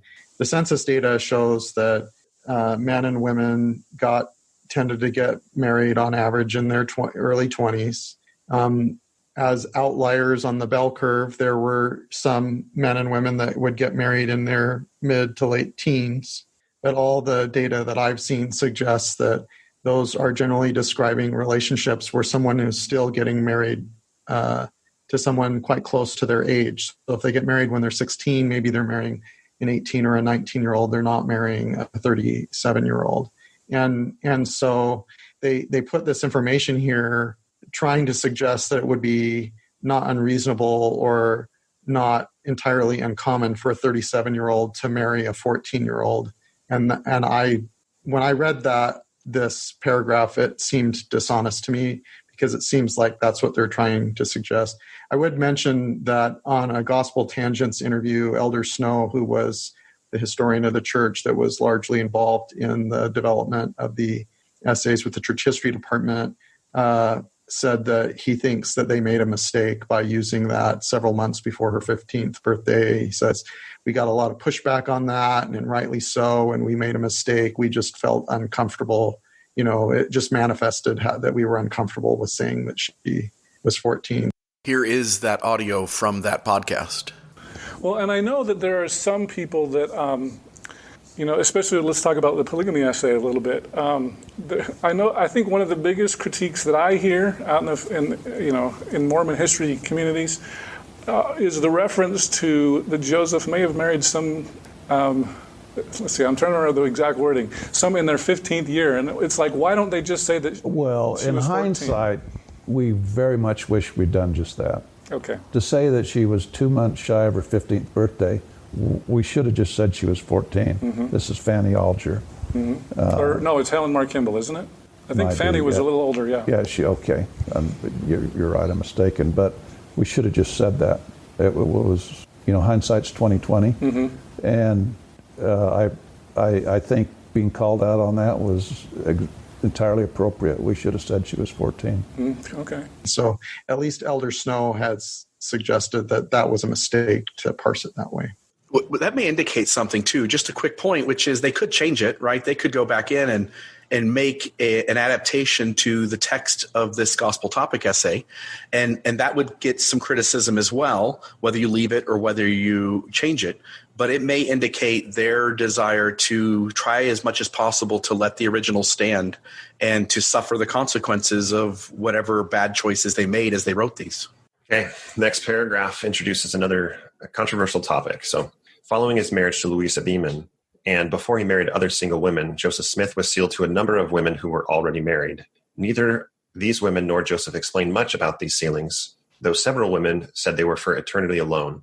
Other women left no records, making it unknown whether these sealings were for time and eternity or were for eternity alone. There are several possible explanations for this practice. These sealings may have provided a way to create an eternal bond or link between Joseph's family and other families within the church. These ties extended both vertically from parent to child and horizontally from one family to another. Today, such eternal bonds are achieved through the temple marriages of individuals who are also sealed to their own birth families, in this way linking families together. Joseph Smith's sealings to women already married may have been an earlier version of linking one family to another.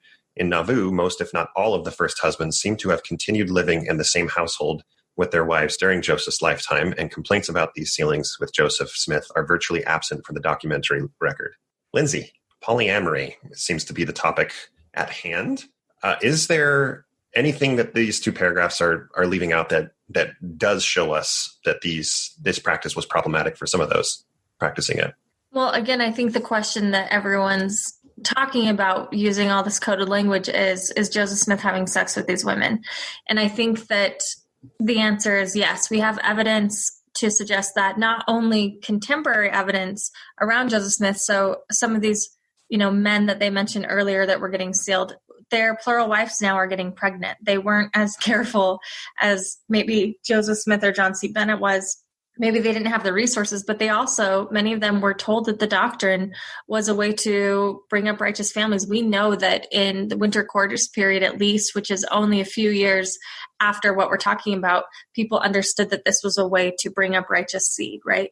So that's one of the main justifications Joseph Smith says why we want to have plural marriages, so we can bring up righteous seed. I mean, the idea was marriage for having children. That's one of the reasons.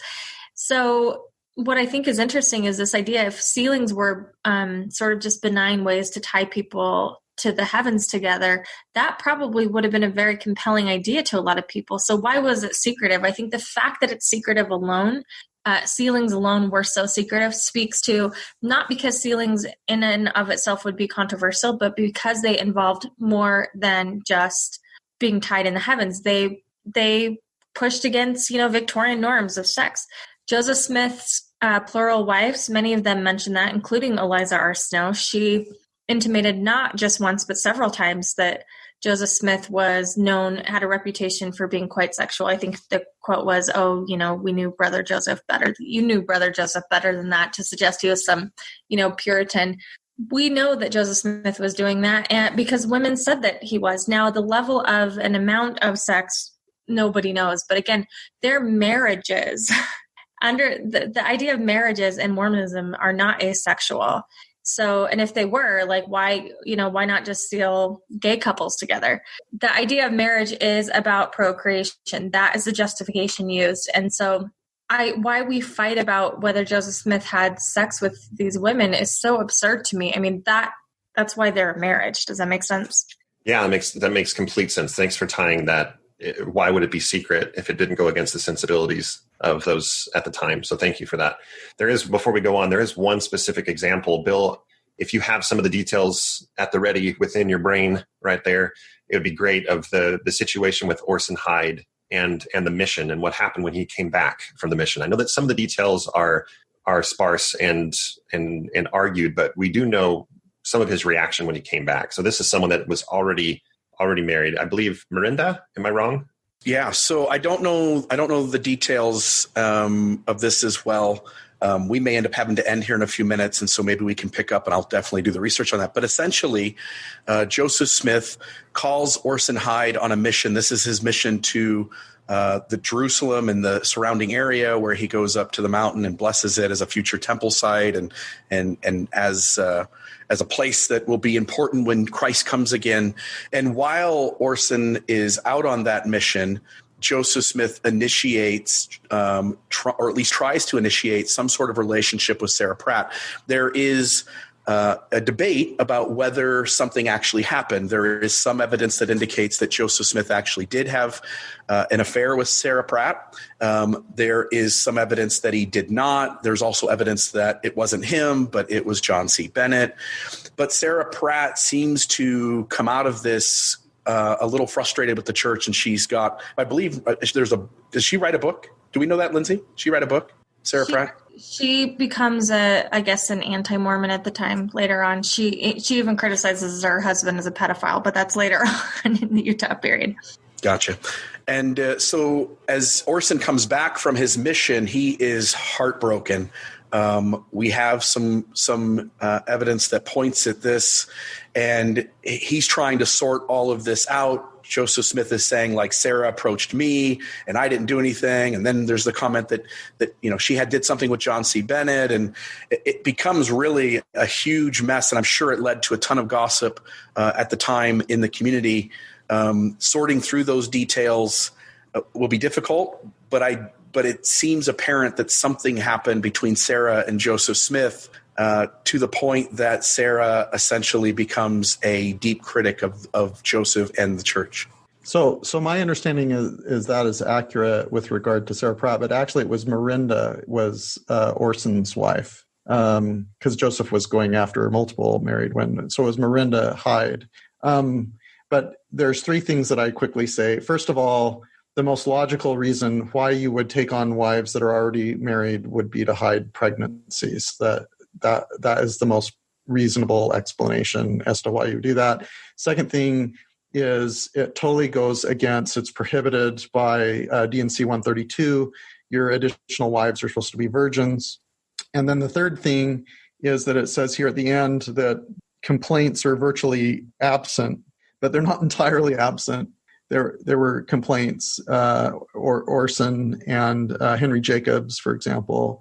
They were there. This was a very disappointing paragraph when I read this essay also. Yeah, there's that story with Orson Hyde. He was suicidal, literally disappeared into the night. And my understanding is Joseph went and found him and talked him down. So it's complicated. It's difficult stuff. And you can, hopefully the listener can appreciate the three of Bill, Alan, and Anthony, particularly me and Bill in this segment, have misspoken. Sarah Pratt's name is Sarah Miranda Bates Pratt. They're both married to an Orson. One of them was Miranda Hyde. The other is Sarah Pratt. It's all the names get crossed up. So apologies for the miscommunications here. So just to set the record straight, Alan, it's Orson Hyde who goes on the mission. Correct. And comes back.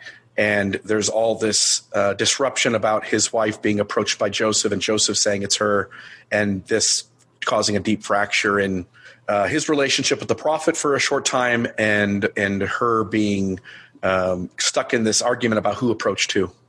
That's right. And it is Sarah Pratt who becomes quite antagonistic towards polygamy, being excommunicated twice for her disdain for that. And you can look up Sarah Miranda Bates Pratt on Wikipedia to get some quotes from her on that topic. Bill, I know that you have just a few more minutes, and we'll keep going. When you have to drop, I think we should just finish it. But here we go with the next few paragraphs. These sealings may also be explained by Joseph's reluctance to enter plural marriage because of the sorrow it would bring to his wife Emma. He may have believed that sealings to married women would comply with the Lord's command without requiring him to have normal marriage relationships. This could explain why, according to Lorenzo Snow, the angel reprimanded Joseph for having demurred on plural marriage even after he had entered into the practice. After this rebuke, according to this interpretation, Joseph returned primarily to sealings with single women. Again, there's that language. Primarily, he returned to sealings with single women. That's not all, but primarily that's what it has. It leaves open the possibility that other marriages did take place. Another possibility is that in an era when lifespans were shorter than they are today, faithful women felt an urgency to be sealed by priesthood authority. Several of these women were married either to non-Mormons or former Mormons, and more than one of the women later expressed unhappiness in their present marriages. Living at a time when divorce was difficult to obtain, These women may have believed a sealing to Joseph Smith would give them blessings they might not otherwise receive in the next life. Lindsay, hi. Hi. So again, this is such an interesting thing to me, because if this is such a beautiful doctrine for women, why not give them a progressive doctrine from God that doesn't tie them to their husband, right? Doesn't just reinforce really harmful ideas for women that their eternities are tied to their sealings. I do think that it's true that lifespans were shorter, that people were concerned about that, but we talk about this anxiety and death that comes from, larger ideas of Christianity, that you can't be with people who die after the grave. But that's so simplistic. I think what it was is Joseph Smith was experimenting communal living more than anything. He was very influenced by Sidney Rigdon and a lot of these other people who had a history of fluid polyamorous communities. And so this idea that women felt like this was their only option is probably true, but that's because Joseph Smith invented those parameters. There could have been a more progressive doctrine. I mean, even if you're faithful, maybe Joseph should have gone to the Lord and said, how do women save themselves where they don't have to rely on this? Because Joseph Smith certainly was inventing doctrine for men where they could be sealed, independent of women being involved. But it doesn't appear that worked both ways. I don't like that we use language to say, like, look, one of these women, we have evidence, was not quite happy with her husband. So it probably, maybe they all were unhappy. Maybe everybody was dissatisfied. Maybe this is the reason. All of that is arguing in light of the absence of evidence. And it's really not appropriate. It's not ethical to make an argument for a bunch of people based on one single person's experience. And as we all know, all marriages are hard. All relationships are difficult. Surely we could pick any one of these people's lives, and if their lives were written on paper, we could find moments where we say they're not happy and things aren't going well. I think this overreaches in significant ways that are inappropriate and not fair to the memory of these individuals and what their lives were. Last paragraph in this section. The women who united with Joseph Smith in plural marriage risked reputation and self-respect in being associated with a principle so foreign to their culture and so easily misunderstood by others. Quote, I made a greater sacrifice than to give my life, end quote, said Zena Huntington Jacobs, for I never anticipated again to be looked upon as an honorable woman. Nevertheless, she wrote, I searched the scriptures, and by humble prayer to my heavenly Father, I obtained a testimony for myself. After Joseph's death, most of the women sealed to him moved to Utah with the saints, remained faithful church members, and defended both plural marriage and Joseph. Bill, this goes to what you said. Most of the women sealed to him. It doesn't talk about those that didn't, right? The details there aren't going to be given. And Zena Huntington Jacobs, right, isn't her full name Zena Huntington Jacobs Smith Young, was sealed to Joseph. Her husband is one of the ones that was a member of the church, was married, and so she was actually married. And Lindsay, I want to ask you this. The Zena Huntington Jacobs is a good example with the quote that she's given here. How can we honor the words that the women are on record as saying? She said she searched the scriptures, and by humble prayer to my heavenly Father, I obtained a testimony for myself. We want to honor the words that we have from these women, and at the same time, look at the system as a whole and the people that were involved with them as kind of victims of that system. How do we kind of balance those two ideals? Well, I think it starts by, we always talk about believing women. I believe her. I believe this account. I actually approach it with such compassion. I mean, she talks about she says, I made a greater sacrifice than to give my life because I gave up my honor.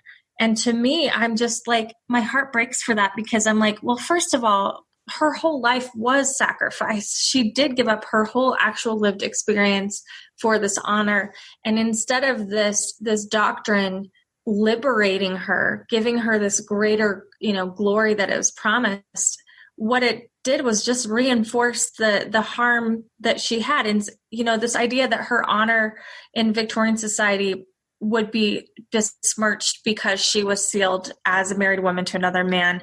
Do I believe that that's true? Yes, I believe her. I believe that that was a hard thing for her. I believe she suffered for that.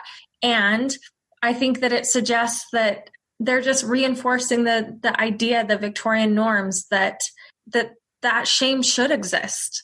I don't know if that makes sense, but I think that that's how we do it. We believe the women. We believe their experiences. We believe in their suffering. And we believe that they had to do it. And it's the fact that they believe that they have to do it that I find the most compassion, because women do have very little options, especially in that landscape, for anything else. And so, yeah, I feel really sorry that women were in a position where they felt like not only their temporal salvation depended on men, but their eternal salvation absolutely did as well. Very well put. Thank you. Very well put. And that did make sense. Just so you know, made total sense. Joseph and Emma is the next section. Plural marriage was difficult for all involved. For Joseph Smith's wife, Emma, it was an excruciating ordeal. Records of Emma's reactions to plural marriage are sparse. She left no firsthand accounts, making it impossible to reconstruct her thoughts. Joseph and Emma loved and respected each other deeply. After he had entered into plural marriage, he poured out his feelings in his journal for his beloved Emma, whom he described as, quote, undaunted, firm, and unwavering, unchangeable, affectionate Emma, end quote. After Joseph's death, Emma kept a lock of his hair and a locket she wore around her neck. Emma approved, at least for a time, of 4 of Joseph Smith's plural marriages in Nauvoo, and she accepted all 4 of those wives into her household. She may have approved of other marriages as well, but Emma likely did not know about all of Joseph's sealings. She vacillated in her view of plural marriage, at some points supporting it and at other times denouncing it. Let's talk about those 4 plural marriages that Emma did approve of. Anthony, do you know the details of, let's say, the Partridge sisters, for example? It's my understanding that is 2 of the marriages that they are referring to here. So the Partridge sisters lived in the Smiths' home. They were similar to Fanny in terms of, handmaids or not servants, but, they did babysitting and stuff like that. And Joseph approached both the Partridge sisters and married and was sealed to them. And then finally, I think Emma might be wife number 21 or 22 or 23 or something like that. Finally, Joseph wants Emma to accept this. He dictates D&C 132. Hiram takes it to Emma, presents it to her. She is livid. I don't know if she ripped it up and burnt it or something. She had, Hiram says, I'd never had such a severe talking to kind of thing. So Joseph then somehow goes back to Emma and says, look, if you'll accept this, I think there were like 14 or 16 lots of land that he would deed to her, which women typically didn't own land at the time, but Joseph would deed these lots of land to her. And then he offered Emma the endowment, that she would receive the endowment if Emma would accept polygamy. So Emma then has this very brief period of time where she then accepts plural marriage. She decides, you can go ahead and seal yourself to the Partridge sisters because maybe she can keep an eye on them because they're in the house. So they do this subsequent total sham sealing with the Partridge sisters. Emma's aware of it. And almost immediately, Emma is like super upset at the Partridge sisters, kicks them out of the house, and they're gone. And then Emma goes on kind of a rampage and tries to use the Relief Society to stop kind of the grooming or the courting type of practices where there were women participating in plural marriage with Joseph who were going around and trying to get other women to participate with Joseph, while Emma was trying to use the Relief Society to stop that. What she didn't realize is that the women that she was serving with in the Relief Society many of them were plural wives of Joseph already. So Emma was livid about that. When I read this paragraph where it says it's impossible to reconstruct her thoughts, that feels extremely dishonest because Emma was livid over it. The way she reacted to Fanny, the way she reacted to the Partridge sisters, the way she tried to use the Relief Society to stop it. Even after Joseph's death, she would blatantly lie or deny Joseph's practice of polygamy and told her sons that Joseph didn't do it. Like, it was pretty clear. What does it mean? It's impossible to reconstruct her thoughts. I just don't think that that's very helpful. She was very, very upset about it. It says she vacillated in her view of plural marriage at some point, supporting it, and other times denouncing it. Like, were there 72 hours cumulative that she supported it? Like, it makes it sound like it was like something more balanced, and it just wasn't. Thanks, Bill. I know that you've got to step away now to run a business. Any final words before we keep going? I think there's a lot of debate in the topic of Joseph Smith's polygamy about, was there sex? Was there, what ages were the young girls, and did the sex occur with them, or the wives of other men, and was he having sex with them? And I think that the unhealthiest aspect isn't that. I mean, and again, because we can't get to the bottom of it. It's the reason I say that. Not because sex with a 14-year-old is okay, because it's certainly not. The issue for me, though, is what we can show. And what we can show is that in really unhealthy, predatory ways, Joseph is isolating his wife away from these interactions. The Partridge Sisters is a clear example where he is approaching these two girls separately, initiating a marriage or sealing of some sort of relationship. Emma doesn't know about it. The sisters don't know about each other. And now now he brings Emma in after the fact and says, "Hey, I'm going to marry these two girls. Are you okay with that?" "Sure. Okay. Let's do the marriage ceremony." And now Emma thinks she's watching it for the first time, and she's not. When I look at the Lucy Walker story, which when we pick back up, we'll tell that story. It's a very similar story to Fanny Alger, this young girl in their home that he's treating as if it's his daughter in the beginning, and then very quickly turns it into an intimate relationship.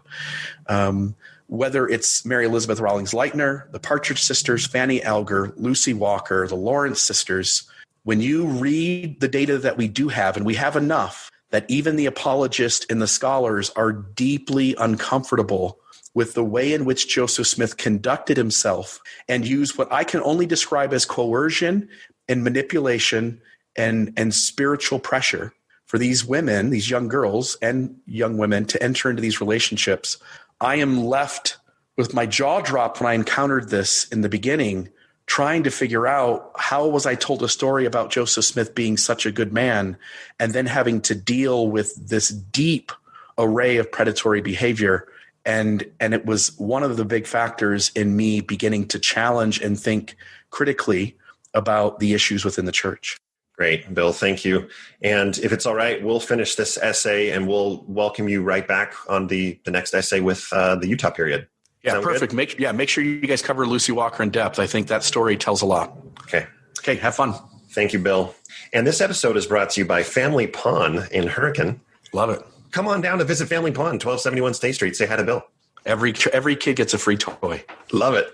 A lot of cool church stuff there, too. Yep. All right. Thanks, Bill. All right, let's keep reading. Here we go. In the summer of 1843, Joseph Smith dictated the Revelation on Marriage, a lengthy and complex text containing both glorious promises and stern warnings, some directed at Emma. The Revelation instructed women and men that they must obey God's law and commands in order to receive the fullness of his glory. The Revelation on Marriage required that a wife give her consent before her husband could enter into plural marriage. Nonetheless, toward the end of the Revelation, the Lord said that if the first wife received not this law, the command to practice plural marriage, the husband would be exempt from the law of Sarah, presumably the requirement that the husband gain the consent of the first wife before marrying additional women. After Emma opposed plural marriage, Joseph was placed in an agonizing dilemma, forced to choose between the will of God and the will of his beloved Emma. He may have thought Emma's rejection of plural marriage exempted him from the law of Sarah. Her decision to receive not this law permitted him to marry additional wives without her consent. Because of Joseph's early death and Emma's decision to remain in Nauvoo and not discuss plural marriage after the church moved west, many aspects of their story remain known only to the two of them. So this idea of the law of Sarah, is consent needed? If it's not given, you don't need it. So what's the point? Any thoughts there? This is such a complicated thing. I think it needs actually more research because it is applied inconsistently. The vagueness of the wording is conveniently favored in the position of the man in the relationship and not the woman. But it does account, there were women that were not being told of this practice. And so then women are left thinking, how do I know the difference between, plain old adultery and God's law. And so Joseph Smith is trying to figure this out. He didn't even apply that himself, as you mentioned. I mean, there are a handful of marriages that happened before Emma even knows about it. And a lot of marriages after the fact that he didn't, use this law himself. And certainly in the Utah period, as we get into that, there are many stories of men showing up, going to Salt Lake for a few days and showing back up at their ranch with new wives without their wife's permission. So no, this law of Sarah is not anything that anyone really sticks to. Modern fundamentalists, this is just a fun, interesting fact, is a lot of women will call their plural wife their Sarah, their second or their first wife, depending on the group, as a nod to this law, because modern fundamentalists in most groups try to practice the consent of the wife, and some even bring the family in. But no, Joseph Smith wasn't doing it, Brigham Young wasn't doing it, and neither were most of the people. Thanks, Lindsay. At the beginning of what I read, it talks about lengthy and complex texts containing both glorious promises and stern warnings, some directed at Emma. I remember going through this essay the first time, and I counted the mention of someone being destroyed occurs 11 times in D&C 132. 8 of those out of 11 are directed at Emma. 3 of them are directed at Joseph in the context of, if Emma doesn't comply, Joseph will be destroyed. So all of them are threats towards women, and all of them were threats specifically towards Emma, which, Anthony, what you talked about a little earlier, we can start to understand why when Hiram brought this revelation to her, she had such an adverse reaction to it. Just the language that is used is very threatening to her specifically in God's voice. It's very difficult to swallow. All right, let's move on to trial and spiritual witness. Anthony, anything there? Stern warning is an understatement of what's in D&C 132. Touche. Trial and spiritual witness. This is the last section before the conclusion. We're getting there, friends. Years later in Utah, participants in Nauvoo, plural marriage, discussed their motives for entering into the practice. God declared in the Book of Mormon that monogamy was the standard at times. However, he commanded plural marriage so his people could raise up seed unto him. Plural marriage did result in an increased number of children born to believing parents. We talked in the last episode, well, just a brief pause, that the birth rate isn't quite what that says. The average number of children born to each woman was lower in polygamous marriages than in monogamous marriages. So it's a little bit misleading. Let's keep going. Some saints also saw plural marriage as a redemptive process of sacrifice and spiritual refinement. According to Helen Mar Kimball, Joseph stated that, quote, the practice of this principle would be the hardest trial the saints would ever have to test their faith, end quote. Though it was one of the severest trials of her life, she testified that it had also been one of the greatest blessings. Her father, Heber C. Kimball, agreed. I never felt more sorrow, he said of the moment he learned of plural marriage in 1841. I wept days. I had a good wife. I was satisfied. I think this speaks to what everyone's, like we've said this a few times, that everybody understood what this meant. If this was just a ceiling for eternity, no impact on the way that you're going to live your life. If these marriages weren't actually marriages, why is there so much sorrow? Why is there these weeping? Why is Heber C. saying that he had a good wife, he was satisfied, yet he cried about it? The decision to accept such a wrenching trial usually came only after earnest prayer and intense soul searching. Brigham Young said that upon learning of plural marriage, quote, it was the first time in my life that I had desired the grave. I had to pray unceasingly, he said, and I had to exercise faith, and the Lord revealed to me the truth of it, and that satisfied me, end quote. Heber C. Kimball found comfort only after his wife, Elate, had a visionary experience attesting to the rightness of plural marriage. She told me, the Late's daughter later recalled, she never saw so happy a man as father was when she described the vision and told him she was satisfied and knew it was from God. I'll just finish this and we can talk about Lucy Walker, who's being brought up here. Lucy Walker recalled her inner turmoil when Joseph Smith invited her to become his wife. Every feeling of my soul revolted against it, she wrote. Yet, after several restless nights on her knees in prayer, she found relief as her room, quote, filled with a holy influence, end quote, akin to brilliant sunshine. I'm really inconsistent with these quotes and end quotes. I apologize. She said, quote, my soul was filled with a calm, sweet peace that I never knew, end quote, and supreme happiness took possession of my whole being. Not all had such experiences. Some Latter-day Saints rejected the principle of plural marriage and left the church, while others declined to enter the practice but remained faithful. Nevertheless, for many women and men, initial revulsion and anguish was followed by struggle, resolution, and ultimately light and peace.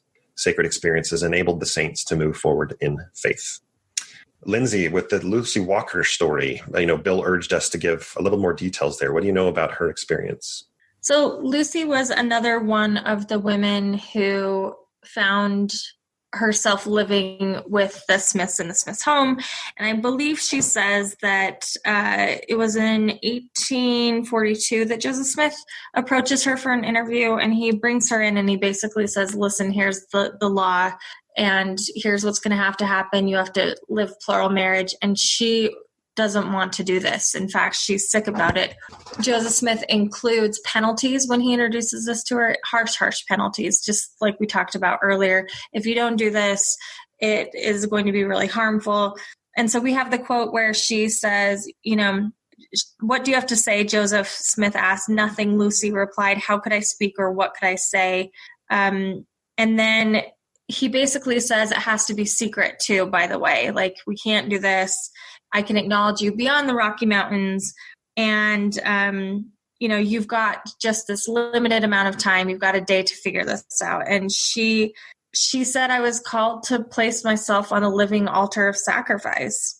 And she was pretty depressed and suicidal about it. Her salvation was on the line. Joseph Smith basically says, if you don't do this, then you're going to die too. So, Joseph Smith had this is the interesting thing.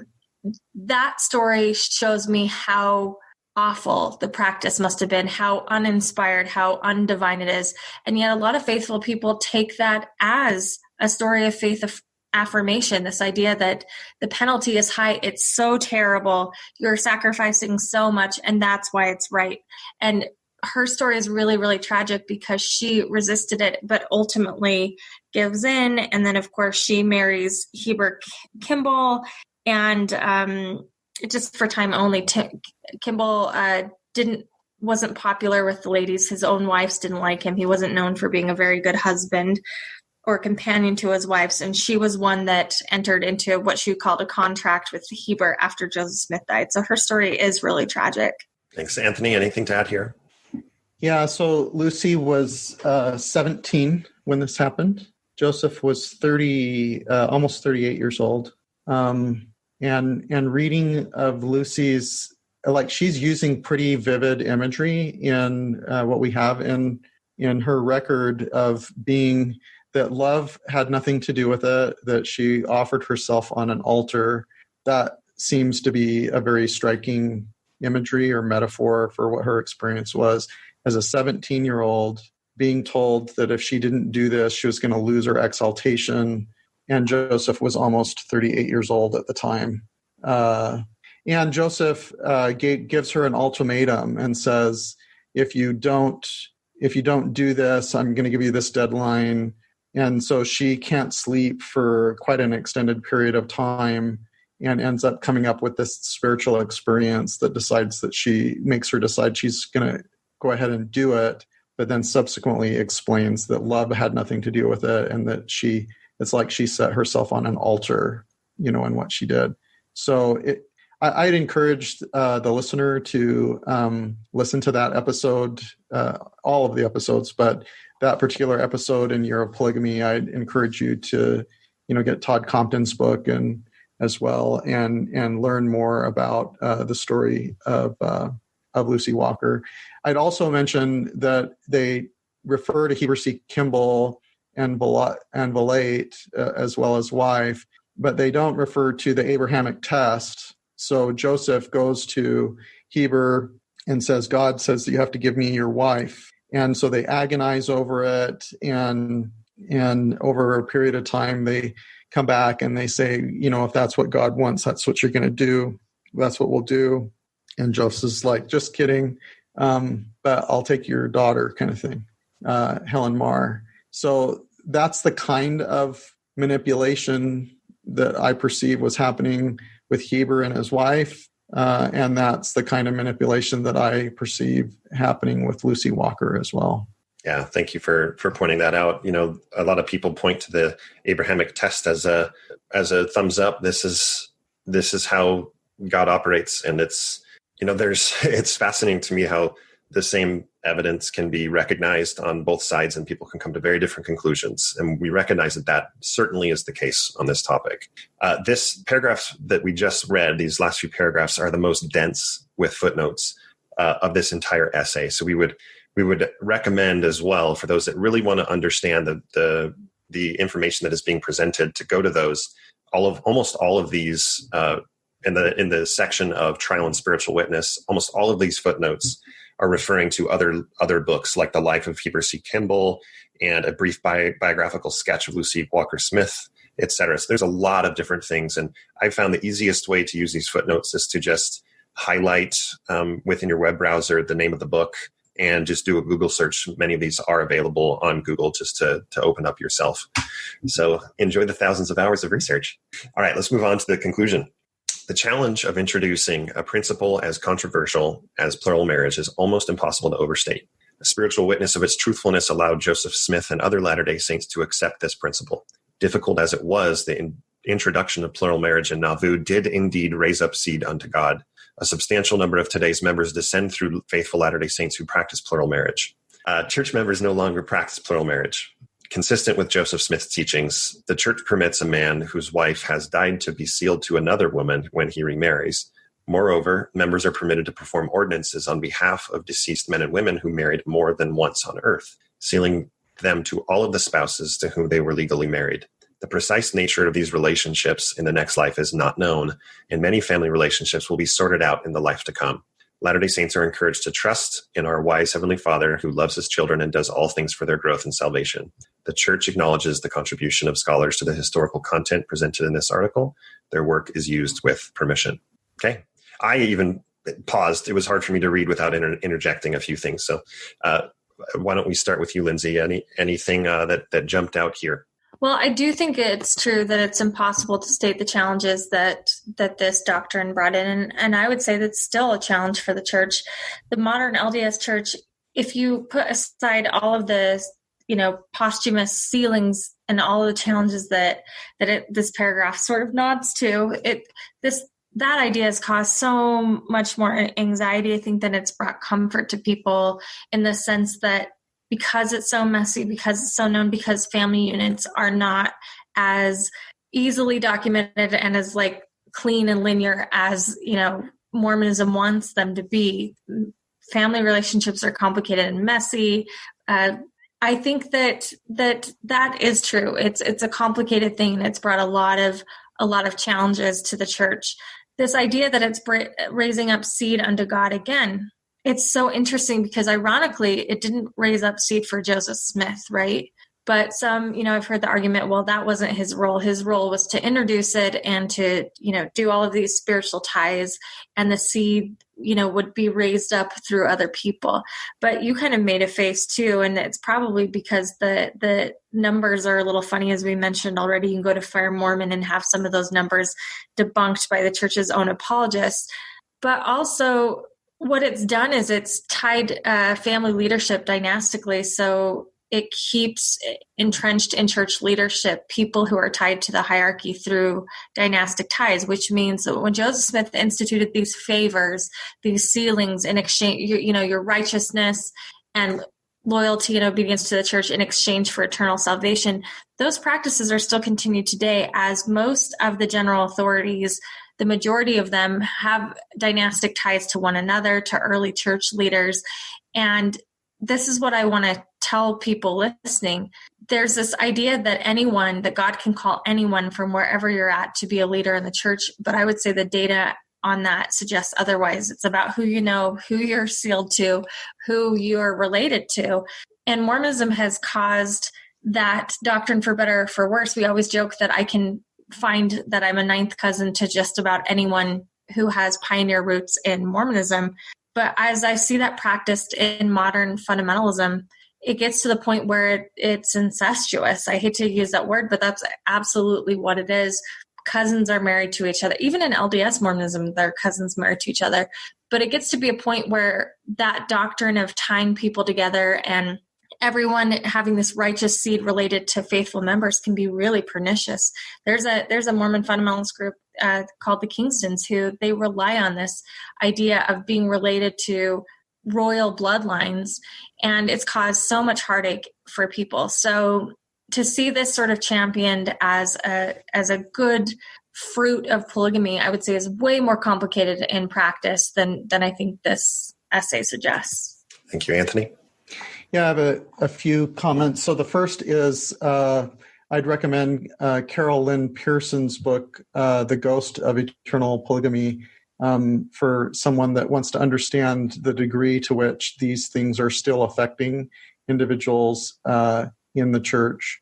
It's very heartbreaking. The second thing is that I mentioned when I was going through my faith transition, really what I was coming to the conclusion is that the Restoration movement was foundationally based on a belief that the Old Testament, and in particular the 5 books attributed to Moses, contained literal history about literal historical characters, and that God really cares about lineage. Like Joseph didn't know what DNA was, but there was this idea that we needed to, save the direct lineal descendants of a literal historical Abraham, of literal historical tribes of Israel and so forth. And it was this very tangible, physical belief in literal historicity that gets all enmeshed with this idea of polygamy and plural marriage. What I'd end with in terms of a comment with regard to this essay, for many people, this is the most difficult essay, this idea of polygamy.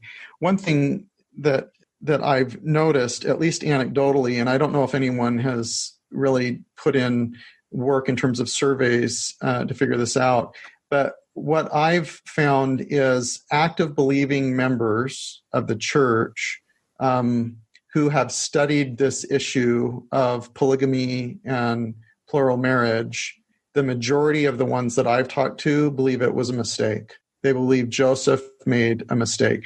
They still believe these friends, family, and so forth who I've talked to, they still believe the church is true. They don't know quite how to reconcile the enmeshment of polygamy and plural marriage into the temple narratives and the temple ordinances, and that 2 of our first presidency are eternal polygamists. They don't know quite what to do with that, but somehow they hold a nuanced belief in the church, and the church is true, while more than half of the ones that I've spoken with say that they believe that polygamy was a mistake. And I think that is a very, very interesting dynamic. Carol Lynn Pearson would suggest that someday we can look at polygamy as an apocryphal kind of thing, or, blow it away, like dust kind of thing. But it seems so enmeshed. I don't even know how you could possibly extract polygamy from the church. But it's something that more and more people are struggling with as they study these issues. And while there are some, usually men, but there are some women who hardline hold on to the apologetic reconciliations, more than half of the people that I've talked to believe it was a mistake. And that's what I'm ending with today. All right, great. Lindsay, any final comments? Yeah, I just want to say that the majority of my work now is with modern Mormon fundamentalists who I have an affection for because I see them as the most honest Mormons I know, right? They're living these doctrines unapologetically, trying to make sense of them, and you see the struggle in real time. They really changed the idea that polygamy was about lust for men. Now, was it for early leaders? Who's to say? But it's certainly not the case for a lot of men. I would say most men who live the practice. It's a very hard thing to do. You have to be fair. You have to bifurcate your intimacy with a partner so you can be fair to all your wives, and it doesn't happen that way. And so I'm seeing Mormon fundamentalists in large part as people making the best out of what I think is a really hard, terrible situation. I don't have a problem with fluid relationships. I have a problem with fluid relationships under penalty. So people who believe that they have to be with someone because of some religious or spiritual penalty, that is really problematic. And I guess Carolyn Pearson in her great book, which you recommended, Anthony, she says she can't see God's thumbprint in it. And even for people who say it's a mistake, it's so hard for me to hear that, because I'm like, you have no idea the ramifications of this mistake, like no idea. And I have no idea, but because I'm with all of these different groups and I see the pain, it's just like, I remember closing my eyes one time and just picturing Joseph Smith standing with me, and we were standing on a rock looking over this valley of fire. Everything was burning because of this practice. There has been suffering that I can't even begin to tell you that has been caused by this mistake. And it's not just in the heartbreak of women sharing their husband. That is only one side effect. I mean, the neglect that a lot of kids have experienced in the FLDS, the disruption of their families, the displacement of their families, their bifurcation, disconnect from these sacrifices that God is supposedly asking these people to make is horrific. And are there good polygamists? Absolutely. Like I said, that's why we need to be more sympathetic to people. I think they're doing their best in a situation that they believe, just as we believe if we were born in those situations, that God wanted this from us. But I can't see really anything good other than the good that people make out of something really, really awful, if that makes sense. Yeah, that absolutely does make sense. Thank you. Thank you for sharing that. I think oftentimes we can get lost in the history of it, and this specifically this essay clearly would be focused on the current Brighamite LDS Church's practice of it in the past, but remembering that there is still pain every single day because of this practice inside and outside of the Brighamite LDS Church, the Utah LDS Church. So thank you for helping us remember that. And thank you all for sticking with us through this episode of Plural Marriage in Kirtland and Nauvoo for the Gospel Topics essays. We'd like to thank our hosts, Anthony Miller, Bill Reel, and Lindsay Hansen Park. And we hope to see you again on the next episode.